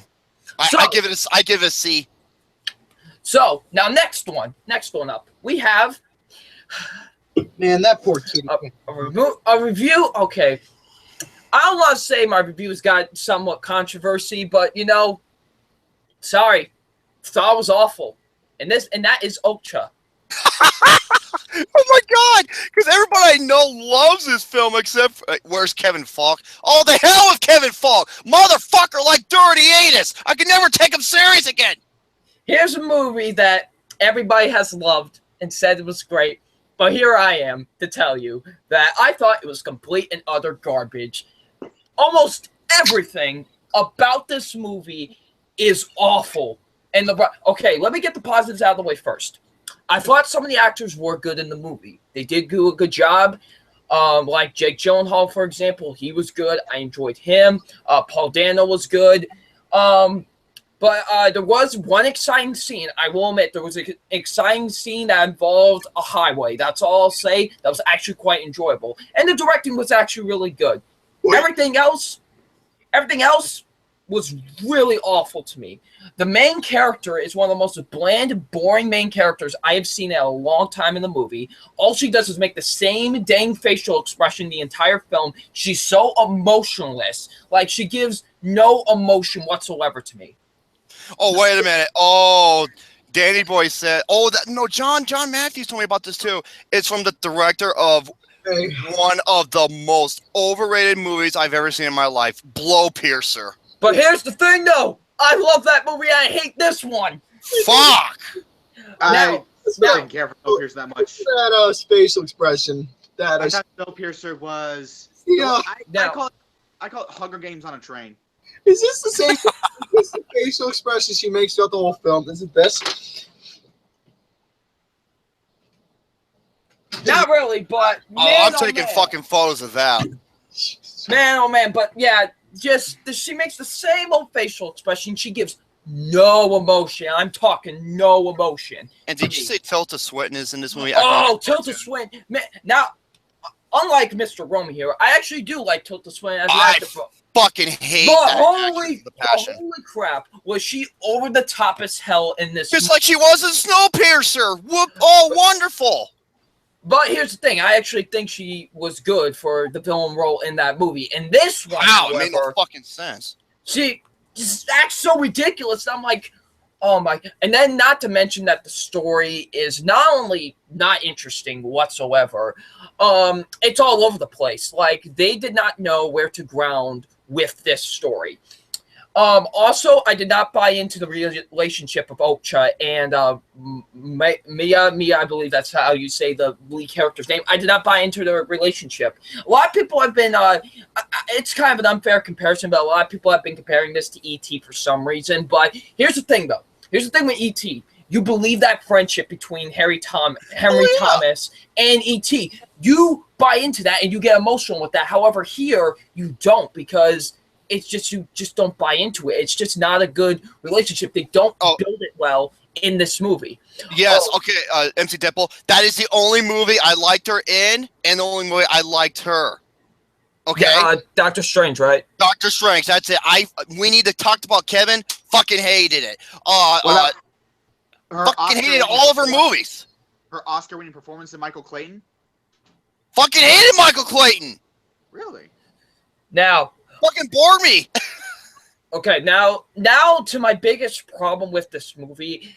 Okay, now the message of this film is basically, showing how, eating animals is like, it's not good. Like, it's not good, This, oh my God, did PETA make this fucking movie? Oh God, dude, I don't care what people are gonna say about me. I don't care. It felt like PETA was making this message for this movie. I am dead serious. This message is so shoved down your throat to the point where I was getting annoyed. Like, I was like, shut the hell up. Like, okay, this sounds like something that PETA would do. Like, this message is so shoved down your throat that I am just like, oh my God, like, they would not shut the hell up. It's basically like, look at how bad of a person you are because you eat animals. Like, that's how that message came off to me as. I was just like, oh man, would you shut your mouth? Go away, please. Oh, and maybe we need to tell. Okay, even the first Chronicles of Narnia, I couldn't stand her in that movie. She was so over the top. I cannot stand Tilda Swinton. I hated every performance she's been in except for Doctor Strange. You know what I'm gonna say? I'm gonna say, you know what? Did you know that chickens outnumber humans in the population of the world? Also, did you know that besides eating regular meat like steak, chicken, the best type of meat is to have is eating pussy? Now, yeah, that's my biggest. It has everything, and I approve that message. It has vitamins, it has protein, it has calcium. If you don't be careful, it could have an STD too. Yes, it could. Now, like I was trying to say, yeah, that's my biggest problem with this movie is that they force feed you this message. And I'm not the only one that feels like this. I have seen some other reviews actually that have said this, that this message is so force fed. I was like, thank you, I'm not alone. Oh man, but yeah, also the writing is so boring. The movie itself is boring as hell. It's 2 hours and 1 minute, and fuck, it's 2 hours long, and it moves at a snail's pace. Like, oh shit, it's his relatives. He's probably have to dealing with his pain in the ass brothers. Poor kid. But yeah, is the name okay, now like I was saying, yeah, the movie is boring itself. It feels like 3 hours long. Oh my God! Like seriously, 3 hours. Oh my goodness. So yeah, just to wrap things up a little bit. Okja, it's the bad movie to me. I don't get what the praise is. It is the most overrated film of the year, and one of my most overrated films of the decade, and just in general, because oh my God. This movie has been praised up the butt, and I don't get it. Like I'm just like you with Snowpiercer. Like some people were like, "Oh, this should be nominated for Best Picture." I'm like, no, this shouldn't. This is awful. I could not believe the Oscars. Like I could not believe how bad this movie is. Official grade D+. This is awful. I cannot believe. What? I gave Snowpiercer a D. So John Matthews, if you're there, I know because everybody knows the story about John Matthews. He's been bought. Yeah. We're like, honestly, but man, wow, what? I cannot believe. Seriously, it's such a bad movie that I could not believe afterwards while I was watching. Because, man, oh man. Now, those are my movie reviews. You did a show, good sir. I'm proud. Roboto. Now. On to my two patriotic topics real quick. One, this is about certain... What? Gary. So, I was just editing up my audio. How do I sound now? Oh, fine. Okay. All right. One of them is about a certain character. One of my all-time favorite characters. And in my opinion, the most patriotic character of all time. There is no more... America. There's no more patriotic character than this character. Captain America. Yep. Captain America is the defining patriotic hero ever. Like, he embodies America unlike any other hero, honestly, in history. In any movie, TV show, comic book, anything. This character is the true embodiment of America. And I absolutely love that. Like, this character is the true, like, defining American hero. And he's just one of the greatest characters of all time. And I really think, like, no other character... There's a reason why they built a statue of this character in Brooklyn, New York. Because this character is so great, and I feel like this is a character that everyone could look up to as, like, our proud American hero. And yeah, just to me, Captain America is the greatest patriotic hero of all time, and I just love him a lot. Like, there's no more patriotic hero than Captain America. So that was one of the America. So that was one of my patriotic topics. My second patriotic topic. My top five most patriotic films ever. Okay, so you guys ready for this? Mm-hmm. Number 5, Independence Day, the original. This movie is just... That's got one of the best speeches ever. One of the greatest speeches of all time. It's just, this movie literally screams America, especially, like, with the aliens and everything. It's so great. I really enjoyed the movie a lot. Not the sequel. But the original movie is enjoyable. It's a very fun, patriotic film. Number 4, speaking of Captain America, the First Avenger. I like that pick. I honestly do think this is a very patriotic movie, because it is, honestly. Not really the sequels. They don't really focus on that. But in this movie, they really do focus on that because, well, it's in World War II.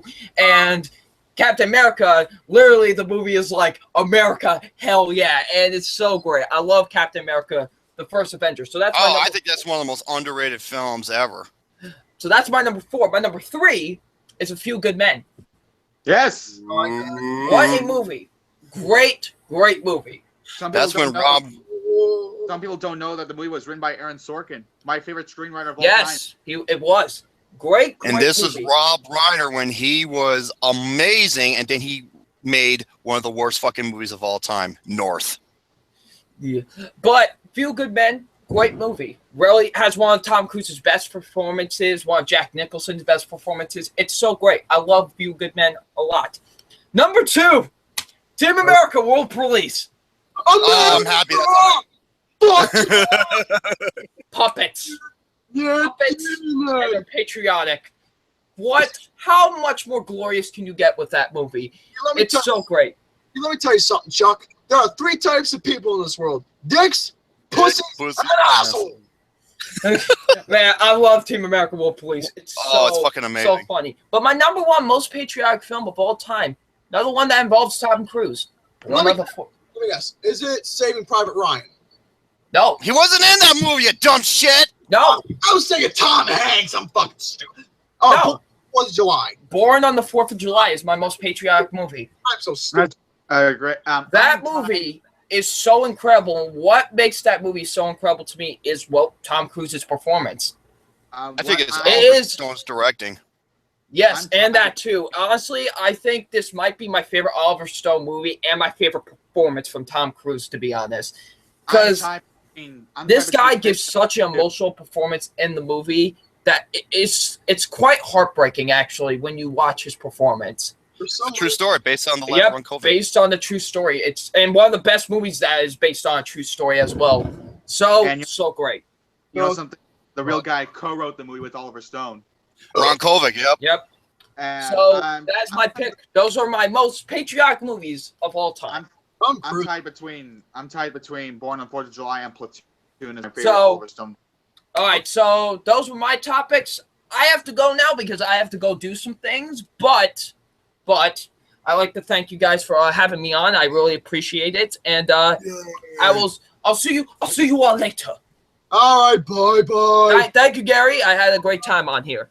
Bye. I love you. Love you too, bud. All right. Bye.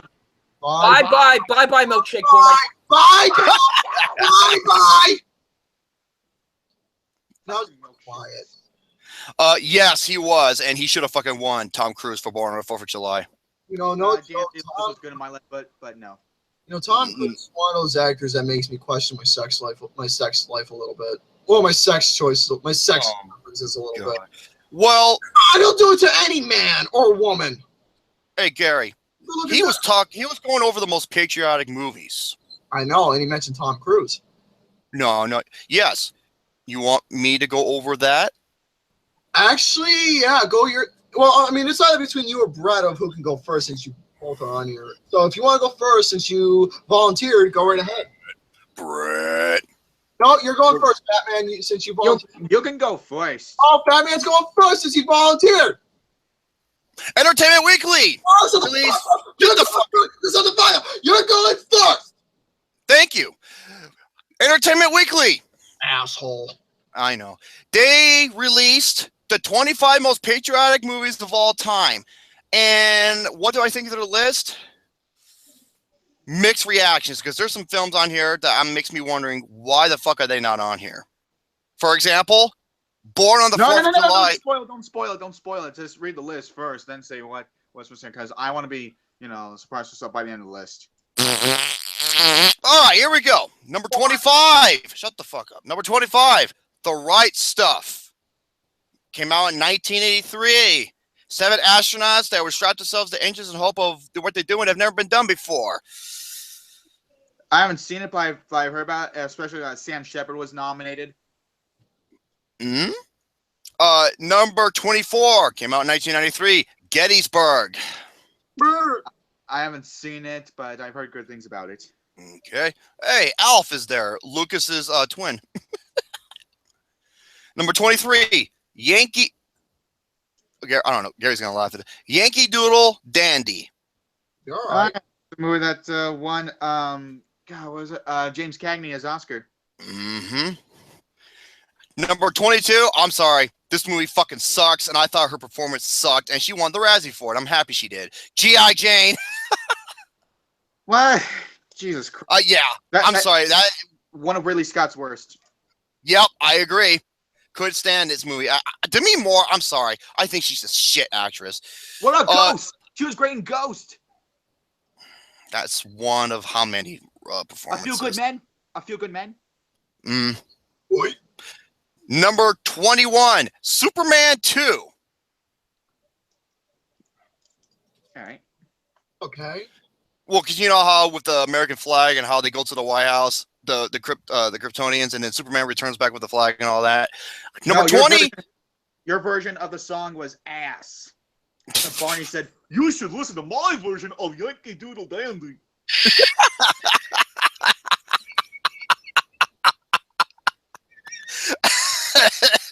Oh man.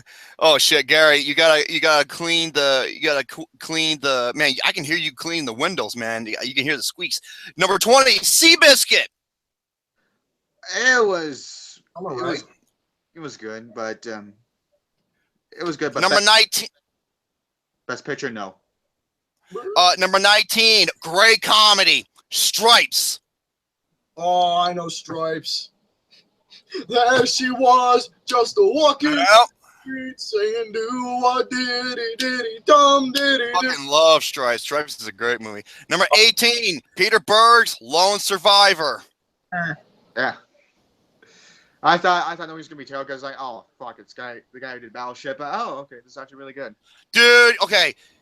The Kingdom, The Rundown, a couple other ones too. Dude, Peter Berg is awesome. Peter Berg is everything that Michael Bay tries to be but fails. Yeah, that's I compare him to Michael Fuckface. Just like some guy who's a wiener tries to be is pretty much everything that Brett is but fails.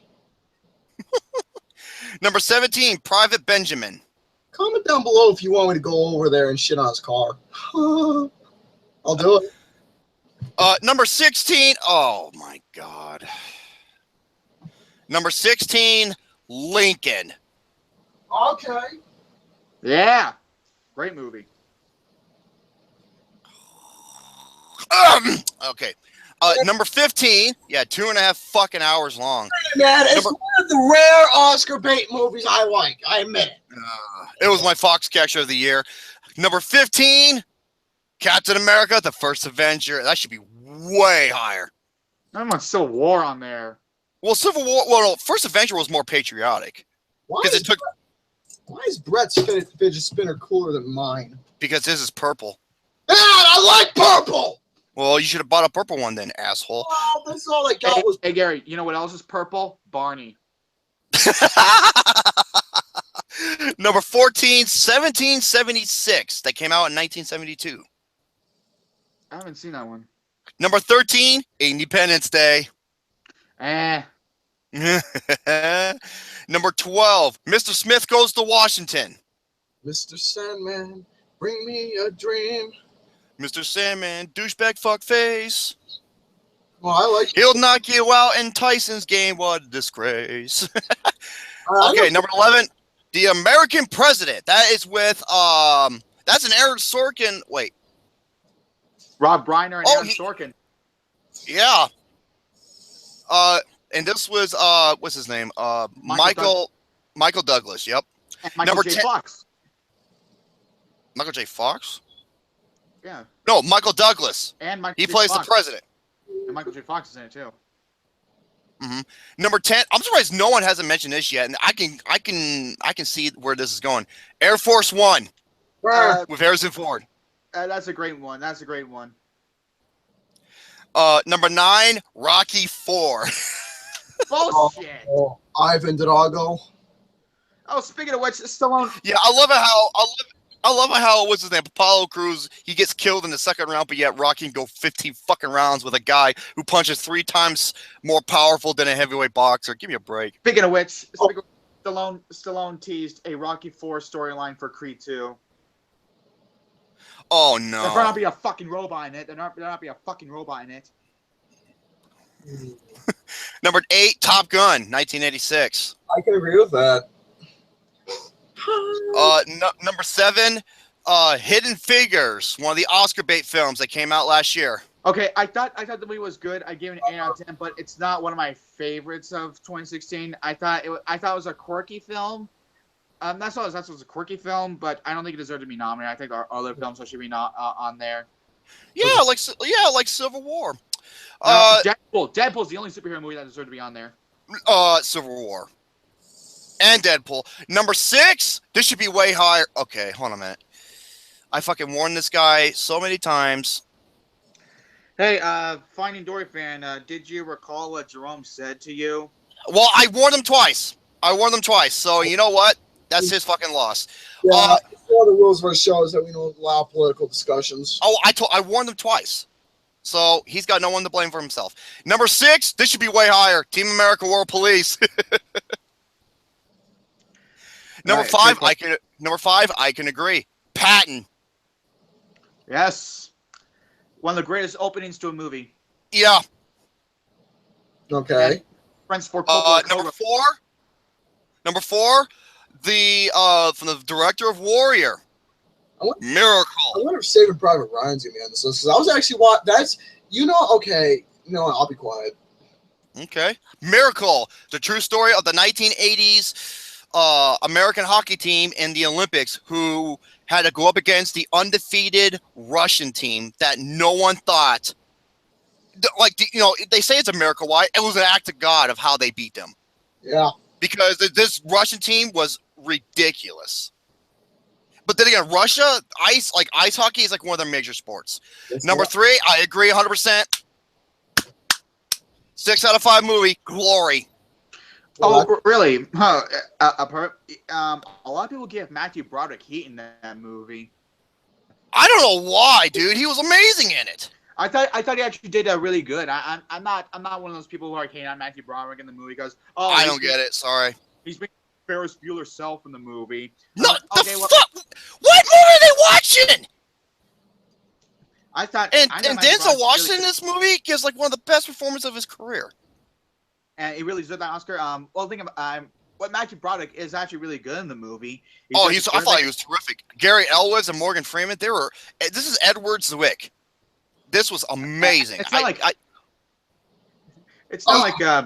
like he was told to do an over-the-top British accent that came up as stereotypical as opposed to authentic. Keanu Reeves and Dracula. Oh, don't even mind me of that. Okay, number 2, Wow. Apollo 13. Wow. Great movie. I have that on Blu-ray. Wait, was it the modern bitch? Well, fuck the modern bitch. Apollo 13, amazing movie, but the better film won Best Picture that year. It was called Braveheart. Yes, ma'am. And what do you think number 1 is? I'm gonna American Sniper. I'm gonna take a guess for 1 or 3. It better be a good one too. I'm gonna take a guess. It's Born on the 4th of July, Saving Private Ryan, another one. I hope it's not American Sniper. The other one. No, American Sniper is not on this list. Okay, it's one of those two. I'm thinking. Believe it or not, Born on the 4th of July was not on this list either. That sucks. I could not believe that. Number 1 is Saving Private Ryan. That's a great. I'm happy that's on this list. I think it deserves it. That's my favorite patriotic film. The greatest war movie of all time, and the biggest Oscar snub in the history of the Academy. Yeah, it's one of my biggest Oscar snubs. I enjoy Shakespeare in Love. That was a great movie, but as a Best Picture winner, no. Like I said, thank that fat fucking piece of garbage, Harvey Weinstein. Uh-huh. He is the reason for that, for the King's Speech, for the Reader, all that shit. And you know what? He's a fucking degenerate. You know what? One of the producers of Saving Private Ryan also produced, which is really unfortunate. The Transformers movies. Steven Spielberg. No, Ian Bryce. Oh, well, he was an executive. So that is the most patriotic movies according to Entertainment Weekly. Good video. Good topic. Good stuff. As for my review, it can hold off. No, you do it. Go ahead.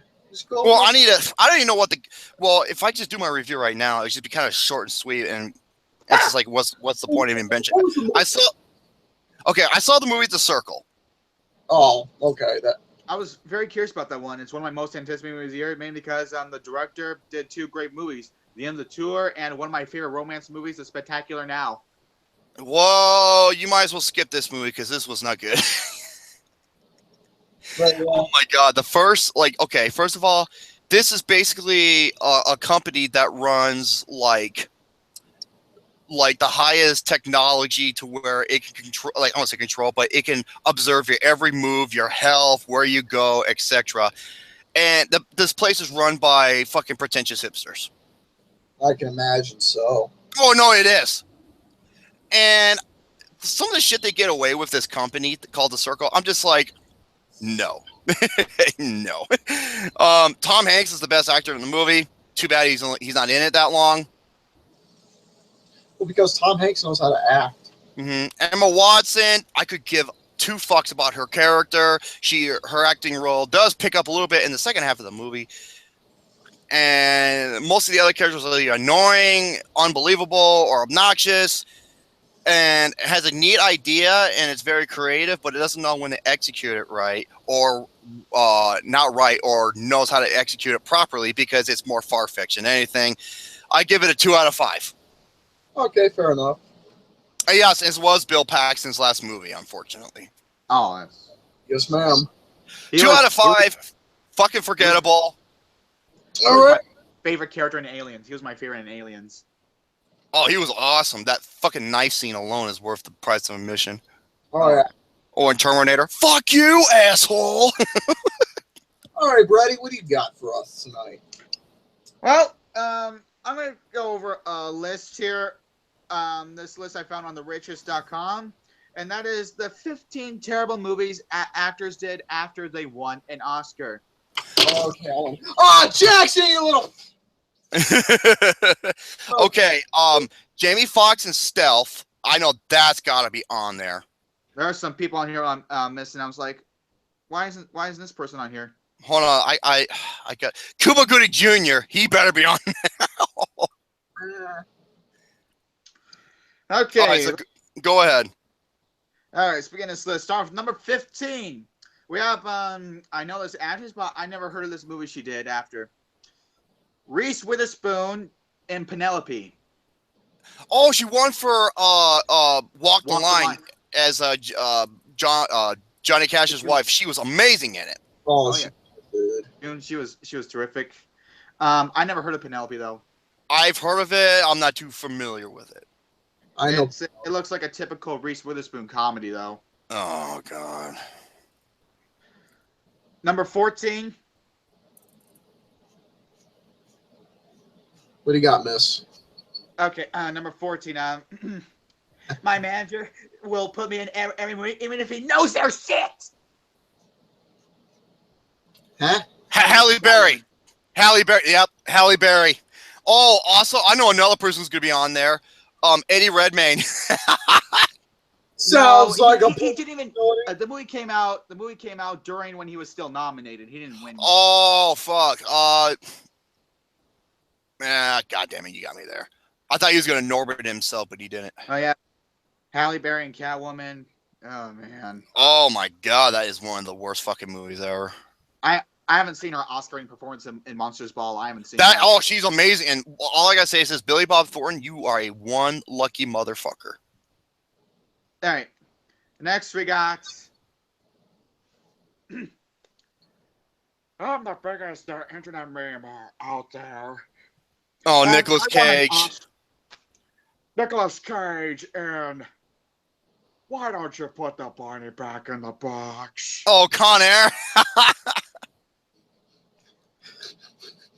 By the way, what do you think of my Nicolas Cage impression? Sucks. I'm kidding. It was good. You put the bunny back in the box. My favorite Nicolas Cage movie, or one of them, is The Bad Lieutenant. My favorite one is That or Adaptation. Imagine me and you. I do. Take it away. I think about you day and night. What the It's fuck? only right. I rather listen to the Turtles sing that song, and that was. No, Kick-Ass. That's another one of my favorites. Or another And one. Lord of War. And also this one. I came down here to drink my. Okay, enough with the damn impressions. Sorry. He deserved that Oscar in Leaving Las Vegas. Goddamn right he did. Sorry. All right, number. Okay, yeah, number 12. This one was really depressing. Kate Winslet, movie 43. Oh, I flooded. I mean, it's the scene where it's this one story where she's having a date with Hugh Jackman, having a dick chin. yeah, they stole that joke from fucking South Park. They did. They did. literally did. Yeah, movie 43, my number 3 worst film of 2013. Next, Jerome, you're gonna like this one. Number 11. Would you shut the fuck up, Gary? What am I doing? Number 11. Adrian Brody in The Village. Oh my God. Yeah, he won for The Pianist. I think he's isn't he the youngest Oscar winner for Best Actor? Oh yeah, and I thought Adrian Brody did terrific in The Pianist. Oh, he was amazing in it, but the problem, oh my God, The Village. And then he did Splice. Oh, Jesus. Well, luckily, and then he did a movie that I think is a tiny bit worse than movie 43, Inappropriate Comedy. I never saw that. It wasn't in my area. He plays, and first off, it's directed by the ShamWow guy. I know, I know the movie. I know everything about it. And he plays a gay Dirty Harry. Every scene with him is making like Dirty Harry references, but with homosexual, Oh, go ahead, make my gay, yada yada yada. I'm guessing. It was absolutely terrible. Mm. Oh, and it has Jack. It says sequence that says like Jackass, but with black people and jokes that don't lead up to a punchline of sorts. Mm. All right, Next one. number 10. I never heard of this one, but it's after her second Oscar. Hilary Swank in The Reaping. That was now Hilary Swank, man. Oh my God, Boys Don't Cry is like one of I think that's one of the greatest performances I've ever fucking seen in a movie. I love that movie so much. And That is amazing. And then she did $1 Million Baby. That was on my 10 best films of the decade. The Reaping is horrible. I haven't seen it. Oh, it's bad. It's fucking horrendous. I haven't even heard of it. It's a forgettable, stupid horror film or thriller. What's the next one? Another movie I've never heard of. Colin Firth in Main Street. I never heard of Main Street. Neither have I. So moving on here. Next is Oh, him for the King's Speech. Fucking overrated as fuck movie. Well, he deserved that Oscar. He deserved that I Oscar. will give him that. He deserved the Oscar. He was amazing in it. The King's Speech is an amazing movie. I love it so much, but it does not deserve Best Picture. It does not deserve Best Picture. Fucking hell. Like I said, thank Harvey Weinstein. Number 8. Helen Mirren in National Treasure Book of Secrets. Oh my God. Helen Mirren, she won for the Queen. And then she does that shit. And by the way, fuck you, Helen Mirren, with your feminazi propaganda bullshit. I don't know if you know what she said. She's like, for a guy to put his arm around a girl, you don't do that because you don't own her, okay? I'm just like, they don't do that because they own them, you stupid ass. I'm not kidding. That's what she fucking said, too. Well, then how does Taylor Hackford handle her? That's what I want to know. Oh, God. Next up, where's the goddamn... Oh, be careful. You don't want your asshole showing. I'm wearing a belt. Gary, why do you have your mic muted? Because you muted him? I didn't mute him at all. Did he mute himself? Yeah. All right. Anyways, number 7, Jerome. I'm just going to hurt you really, really bad. With Jack Nicholson? Jared Leto. Oh, because I was thinking of Jack Nicholson. I'm not going to hurt you. I'm just going to bash you. Oh, Jared, for fucking transsexual clown. Yeah, Jared Leto for Suicide Squad. By the way, I own Dallas Buyers Club on Blu-ray. Dallas Buyers Club was on my top 5 that year. I fucking love that movie. Yeah, Mr. Casual. I don't like independent films. Even though in my top 5 of 2013, 3 or 4 of them were independent. Asshole. Number 6, Jeff Bridges in Tron Legacy. He wins for Crazy Heart, and then he does the sequel to Tron, which sucked. Well, thank God he followed that up with True Grit. True Grit. Oh, yeah. Next up is number 5. The only downfall to his otherwise a legendary acting career, Daniel Day-Lewis and Rob Marshall's 9. 9. One of my least favorite musicals. Oh, most musicals in general I can't stand. And he played, other than To Kill a Mockingbird, Gregory Peck, Daniel Day-Lewis and There Will Be Blood is the greatest performance I've ever seen. All right, and, well, I can't wait to see his last movie this year. Mm-hmm. Working with one of my favorite directors of all time. Reuniting with him. Number 4, I've never heard this one, and it's by an unknown director. Julia Roberts in The Mexican. That's okay. That's Gore Verbinski. Yeah, I haven't seen that movie. Sucked ass. Then again, I never liked Julia Roberts. Never was a fan of her. I liked her in some movies, although she was good in Aaron Brockovich, but nope, that was Ellen Burstyn's award that year. Oh, and she was in this movie. Okay, there was 2 Snow White films that came out that year. One was really good. It was Snow White and the Helmsman. The other one was fucking trash by Tarzan Singh. I fucking hated it. And she was obnoxious in that movie. All right. Number three, Forrest Whitaker in The Air I Breathe. I've never heard of this one. He won. Okay, you know what's funny? He wins for The Last King of Scotland for Best Actor, yet he was more of a supporting role because James McAvoy was the leading role in that movie. Probably because Forrest Whitaker got top billing in that movie. I don't give a fuck if it's top billing or not. Look, that's how I feel about a majority of Robert De Niro movies. Why does he get top billing even though he's supporting? Like for example, John Goodman. He was the main actor in the movie, and yet he's nominated for Best Supporting Actor. I don't fucking get it. Or Haley Steinfeld for True Grit. She's the main character, supporting actress. Makes no fucking sense. But yeah, go ahead. All right. Number 2. I've never heard of this one. Roberto Benigni in Asterix and Obelix Take on Caesar. I thought you were gonna say Pinocchio. That's what I thought it was going to be too, but no, I guess it's this one. I'm sorry. That is also in my 10 biggest Oscar snubs of all time. That should have went to fucking Edward. That should have went to Edward Norton. And you know what? And he got nominated over a certain someone who should have been nominated. Jim Carrey in The Truman Show. Yeah, but out of anybody, dude, fucking what's his name? Edward Norton in American History X. He should have fucking won. Oh yeah, he did. But Jim Carrey should at least be nominated. Fuck. All right, number 1.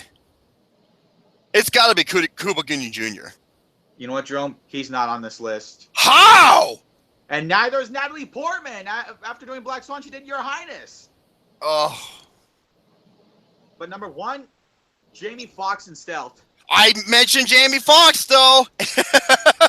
Jamie Foxx gives one of the absolute greatest performances. He gives 2 of his all-time best performances in 1 year for Collateral and Ray, and then he does Stealth, the Rob Cohen movie, which is fucking.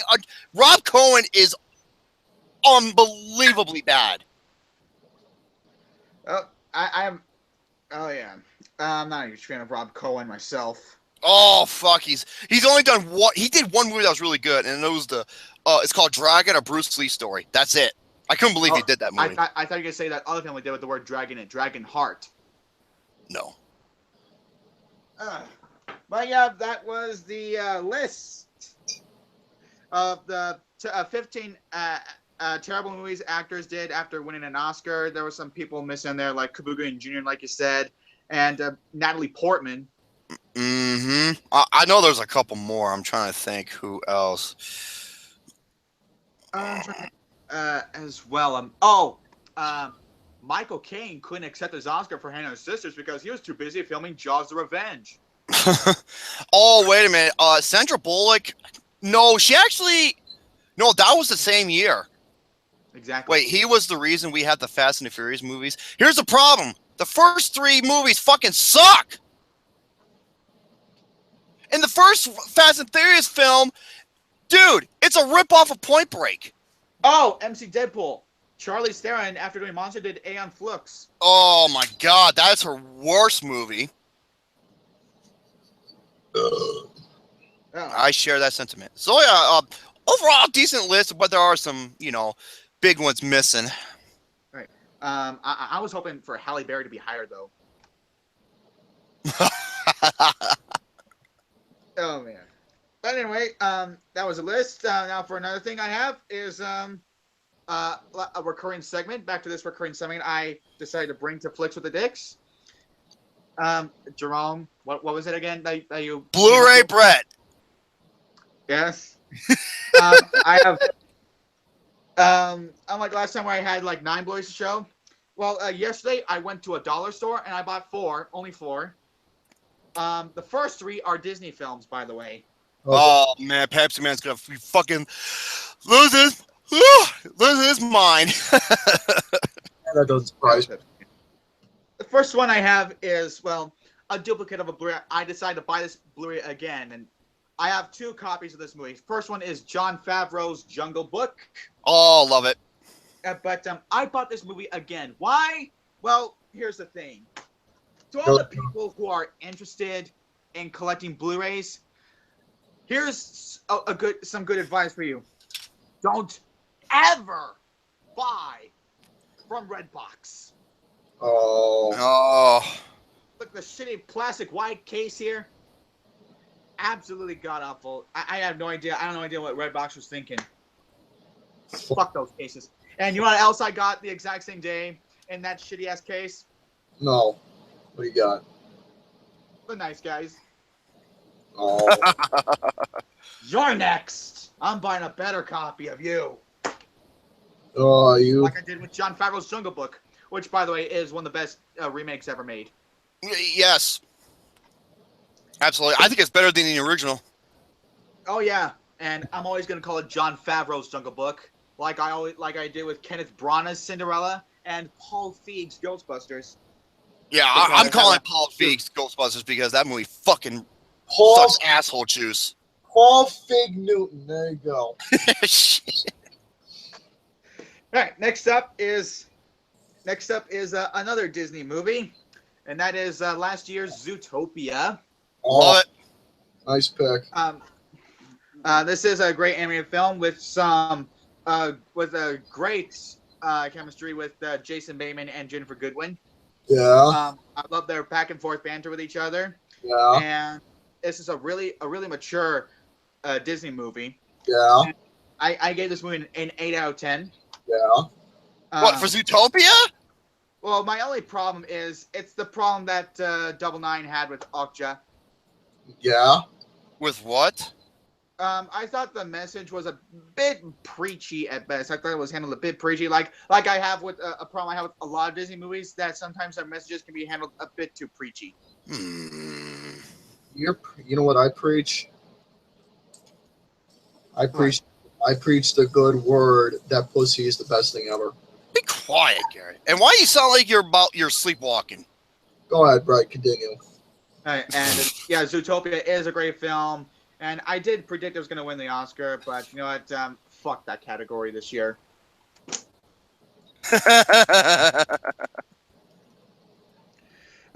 Man. Next up here is a movie that got me interested in the Marvel Cinematic Universe, well, other than Guardians of the Galaxy, and that is Avengers: Age of Ultron, which I think is better than the first movie. I don't see that one bit. I'm surprised you're not complaining about the case. Mainly because, well, unlike the first Avengers, I can take this one seriously. I'm talking about the case, so you're not upset over the case. Oh, I love the case. Oh, look at the case. It's all red. Except the movie was most of the time boring. The jokes fell entirely flat. The chemistry was not there. It's red like your butt. Oh, I loved Mark Ruffalo and Scarlett Johansson's chemistry. Oh, man. I surprisingly got into them. It felt kind of realistic. I got into Sometimes realistic doesn't mean it's going to translate well on film. It's what's believable and what's not believable. There's a big difference. Yes, ma'am. Well, I find it to be believable. Oh, Jackson, come on. Age of Ultron is way better than the first movie. Although there are some problems I have with the movie. First off, the typical Marvel tongue-in-cheek humor that I'm sick of seeing, and what humor there was? There's little to no. The only humor I thought was really good was when we were trying to pick up Thor's hammer. And I thought the introduction to James Spader was a bit rushed. In a way, yeah.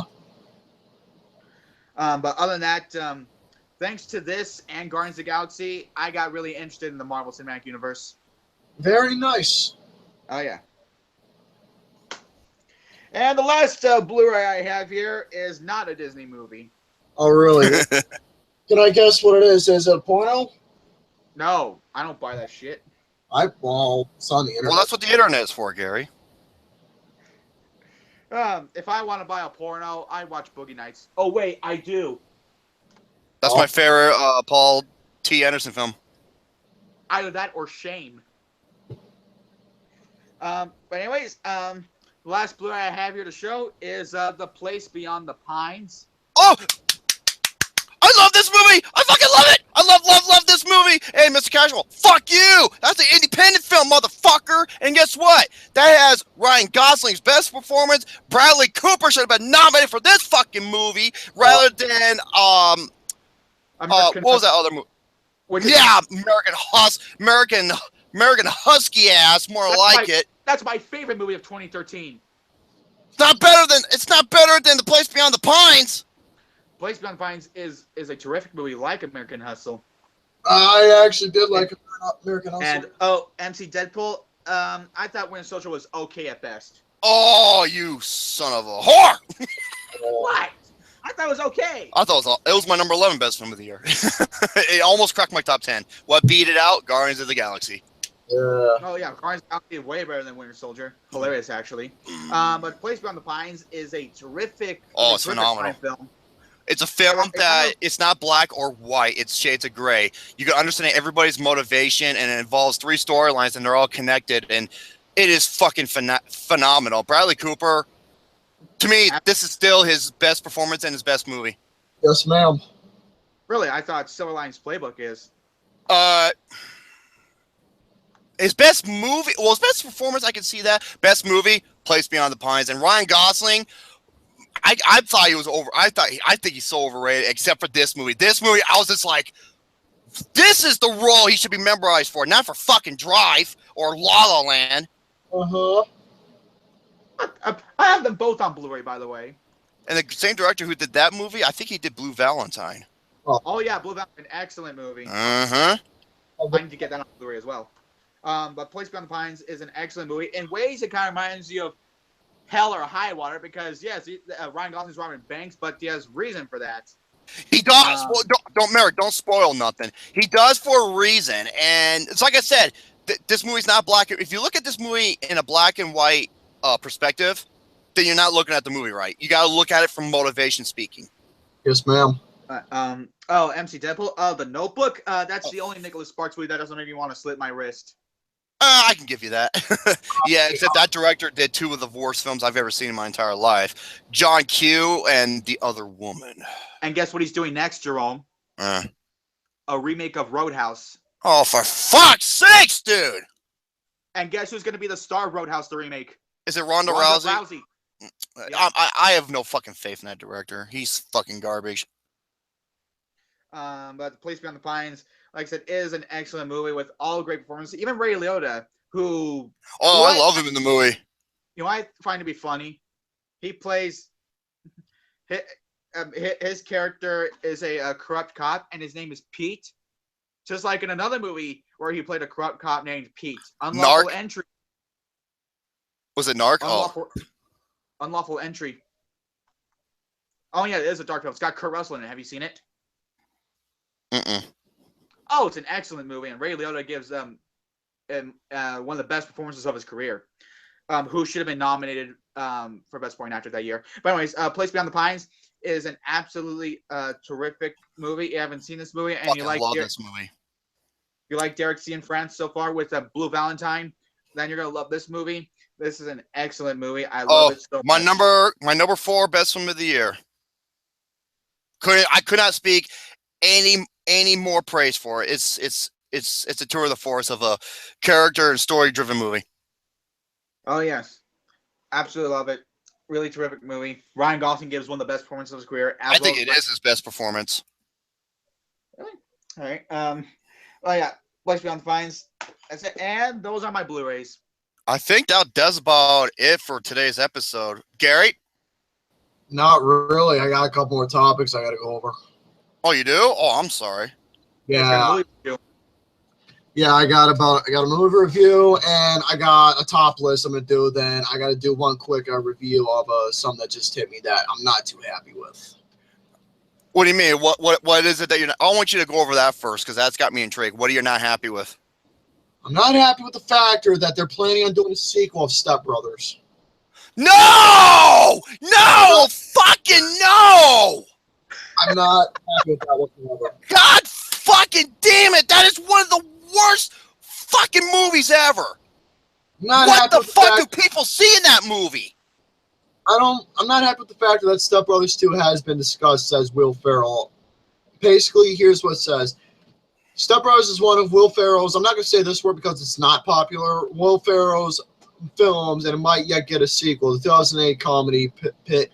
Ferrell, Brennan Huff against John C. I fucking buys this goddamn... all this is new. So basically, Ferrell told Andy Cohen while on Watch What Happens Live to promote his new film, The House, that he wasn't planning on sequels for Elf or Old School, but said we talked a little bit about Step Brothers, so who knows? But at the same time, we like to create. Well, fuck Mark Ellis and fuck John Campea. You wonder why I don't follow them anymore? But yeah, I'm not looking forward to this whole. If this happens, dude, but it's not. I'm not excited for it. I don't give a fuck if they're happy about it or not. Fuck them both. This movie is absolute pathetic shit. All the movie is two adolescent man-child asshole retards for 2 hours. That's all the fucking movie was. I hated everybody in that movie. I haven't seen it, but fuck, it's one of the. I might put it in the top 10 worst comedies of all time. I'm fucking serious. I hate it that much. I haven't seen it, but the way you described it, you sound like you watched a Happy Madison movie instead of an Adam McKay movie. No, It's not good. no, it's not funny. I don't. What is so funny about the movie? This is just like a Happy Madison film, and except it's Will Ferrell and John C. Reilly. And directed by Adam McKay. God, this movie was garbage. It was fucking shit. Yeah, that's one thing I could say about that. It's not really all that good. Even the Spill crew, when they were on, they all fucking despised it. I think they all gave it some old bullshit. This is before the fuck you rating. Yeah. Yeah, fuck this movie. Oh yeah, alrighty. But anyways, as for my next few topics that I happen to have, I do happen to have a movie review, and as for what that movie review is, I'm just gonna go over quickly of my thoughts for Saving Private Ryan, because I was originally gonna do A Few Good Men, but I decided to watch Saving Private Ryan instead. So I was watching that earlier, and folks, let me tell you now about this movie. Basically, it surrounds around about this guy who is done from war. And basically, it's about this man who just, lives like a regular guy. He had a normal life, and all of a sudden gets drafted in the war, and basically goes under Tom Cruise's army. And from there, Wait, Tom Cruise's army? not Tom Cruise, Tom Hanks's army. Wait, are you sure you're actually discussing the the plot right? Basically, from there, once he goes on his army, he learns what war is like. Okay, yes. Basically, it's inspired by a true story about the guy's brothers were dead. Therefore, due to the factor of all of his brothers dying, he gets a ticket back home. And so Tom Hanks and his group of soldiers are going out to find Private Ryan and escort him back home. And on the trip there, they go through some hellish territory like D-Day and many others. Yeah, something like that. But anyways, as for this movie itself, dude, holy shit. I mean, I don't really need to say it's a 5 out of 5 because it is a 5 out of 5. No, movie. it's a 6. It's a 6 out of 5. It's my second favorite. It's my second favorite war film behind Platoon. So anyways, going on with this movie, this is a good in-depth feature of what war is like, that war is hell, and the aspects of how one person can feel of what it's like, that it can change your aspects of what war is like, and change your whole aspects of reality of who you are as a person, and you either might or might not be the same after that, because war creates a whole huge impact on you, and that's what this movie did. I'm the guy who was there. He got all emotional, got angry, so many mixed reactions of expressing it out while going through battle. And let's just say from the beginning of the emotional beginning throughout the whole film, it was just completely emotional of a film. But overall, it stays true to what it's about and what war is. And yeah. That's all I can really say about Saving Private Ryan. I mean, it's just a film you just have to watch and admire so much. Once again, one of my favorite scenes in Saving Private Ryan is when this one soldier was about to in the middle of the war, this final war they're going through, and he's going up the stairs trying to kill a Nazi, and when I was like, oh my god, yes, this is so realistic. He's about to go up and face this Nazi, but then he started crying his out, and I was to myself, yes, this is incredibly realistic, because it shows that no matter, because unlike a bunch of pop films like typical Arnold Schwarzenegger films or Stallone films or Ram, everything no problem. This guy's just scared shitless. Like, no matter how tough or brave you are, yeah, you're gonna be scared shitless because what you're facing, god damn. Yes, sir. All right, but anyways, that's what I can say about that. Now, I do have a top 5 list that I'm going to go over, since this guy himself was mentioned how many times. So anyways, as for what my top 5 is, I'm going to go over my top 5 favorite films of Tom Cruise. Ooh. Basically, he's basically my favorite actor of all time, and seriously, if I was gay, I would worship him like Well, I already know 3 films that'd be in my top 5, but it's kind of interested to. Well, actually 4. So go ahead. What would be your top? As for my top 5, this was actually a really hard list for me personally to go over, because I love a lot of films that he starred in, and if this was a top 10, it would be much easier. But to save time for the show, I decided, you know what, screw it. I'll just make a top 5 list to go over. And anyways, here I do have a few honorables. Now, if this was, like I said, if this was top 5, top 10. My number 7 would have been Top Gun. My number 6 would have been Born on the 4th of July. Wow, that would be my number 1. Wow. My top 5. My number 5 is his performance in A Few Good Men. Okay, that would be my top 5. But yeah, Born on the 4th of July is easily my number 1. As for his performance as what the fuck was it? As the guy who prosecutes Jack Nicholson's character in this film and how it portrays out not only that sequence, but as a film in general, within war and accusations and everything, he was spot on, flawless with this film. It was absolutely incredible. All right, my number 4 is The Color of Money. Oh shit! I had a feeling you were gonna say that. This fucking movie, dude. This is, besides The Hustler, this is the other movie that got me into playing pool, right, in general, of becoming who I am with my talent that I have of playing pool. This is the other money that got me in. You got Vincent, who is a brand new kid, and Paul Newman is looking for someone, train and, have something with. Basically, Fast Eddie continues his story and meets Vince, who has his stick, Doom. And from there, they go into a tournament and face each other in a game, and rest is history. And Paul Newman won his Oscar for Best Actor. Early Tom Cruise, man. I absolutely love it. I freaking love it. All right, my number 3 is a film. I mentioned it earlier in my DVD collection, and this is a film where you see a whole other aspects of who Tom Cruise is. Going in, not looking himself, but as much more good-looking dude. Much, much more good-looking. And as a samurai warrior. My number 3 is Last Samurai. Last Samurai. Good this movie was absolutely incredible to view. Within the story, within his character that he was developing, within his love interest with that girl, which I got jealous over, within that he had, everything in general that he was associated with this movie was absolutely incredible. Outstanding story. All right, my number 2 is a movie where, my number 2, this is a film that almost had me in tears, and seeing Tom Cruise cry, man, that is like a rare thing to see. This is one of them. My number 2 is Jerry Maguire. Oh, shit. Oh, damn it. This movie that I saw him do, him as this coach, him as this agent for this guy who's trying to make it big into the football stadium, along with Finding Love, who pretty much you had him at hello.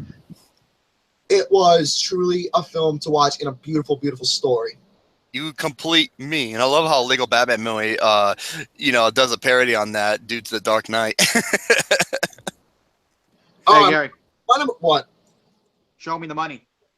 Show you the money. Say it. Oh, okay, I'll show you the money. Oh, I don't have my wallet with me. All right, my number 1. This is one of the most creative yet genius. I love your number 1. I already know what it is.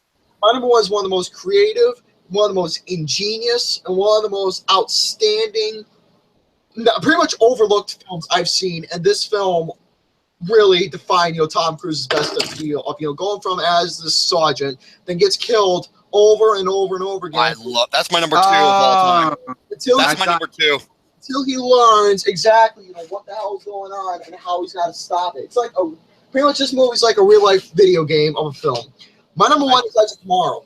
I thought you were gonna, since you're an '80s guy, I thought you were gonna be like, Risky Business. I thought you were gonna say Risky Business. Risky Business, dude. That film was only good. The film gets recognized because of that scene. That's it. That's it. Because of him doing his, whole feature. Yes, that's really Tom Cruise. That's my number 2 greatest. I love that pick. But dude, as a film itself, Risky Business, it was not really all that pleasant. Really, I wasn't all that good. I wasn't really all that care for it. What about Collateral? I can't believe you didn't even mention that. That's my number 3. That would have been my number 8. And I had a feeling my favorite Tom Cruise movie wouldn't be on your list. What? Respect the cock and tame the cunt. What the fuck?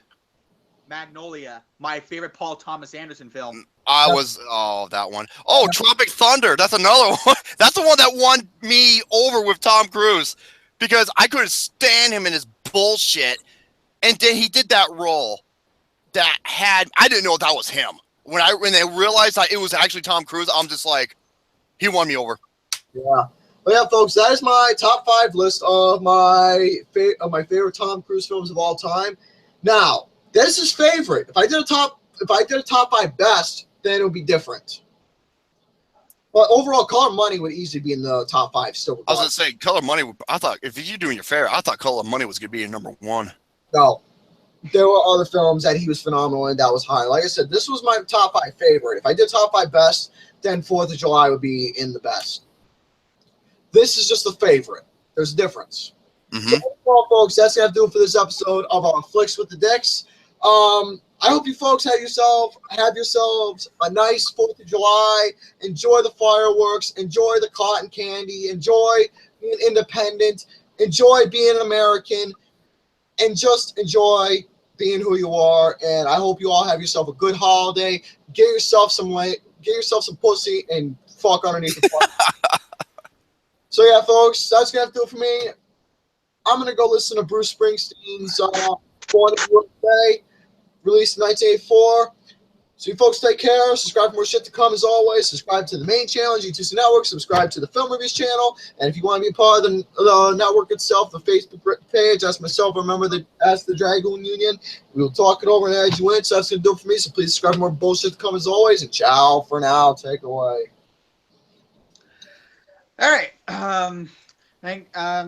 Thank you guys so much for having me on here again. I am Sumar3, and you want to follow my channel. I do movie reviews. I do some Let's Plays and all that good shit, and I discuss other things as well. And I can't wait to join you again. Today before we start, I ordered a couple more Blu-rays on Amazon, so that's. Oh, Brett, I have a special request for you for a Blu-ray, and this really interests me. I want to see what 80s movies you have in your collection. I ordered an 80s movie, by the way. What 80s movies I have in my collection? I got Ferris Bueller's Day Off. I would love to see what you got in your stash. I would love to see that. I got Ferris Bueller's Day Off. I got Platoon. I got Aliens. The best in the series. Thank you very much. You gotta get Alien. Get Bill and Ted's Excellent Adventure, man. You gotta get it. I will get that someday. I should talk. And I just ordered an 80s movie off Amazon, by the way. Don't tell me. I want to wait till next time. All right, I'll tell you. I can't wait I want to hear that. I really do. All right. And I can't wait to bring more topics, guys. And, God damn it, Star Wars Fan 03. I love that. So, yeah.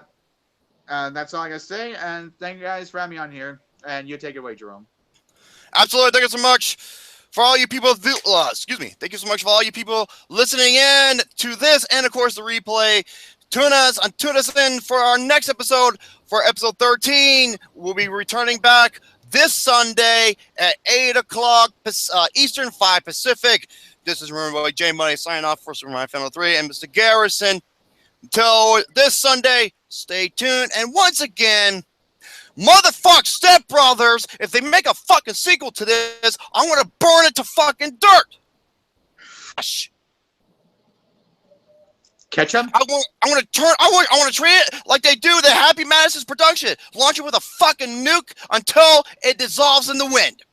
Now, if you excuse me, I'm gonna go to the other computer and I'm gonna look up some. I'm gonna look up some. Which one can I see here? I'm gonna look up some classic hot milf Magdalene St. Michael's porn.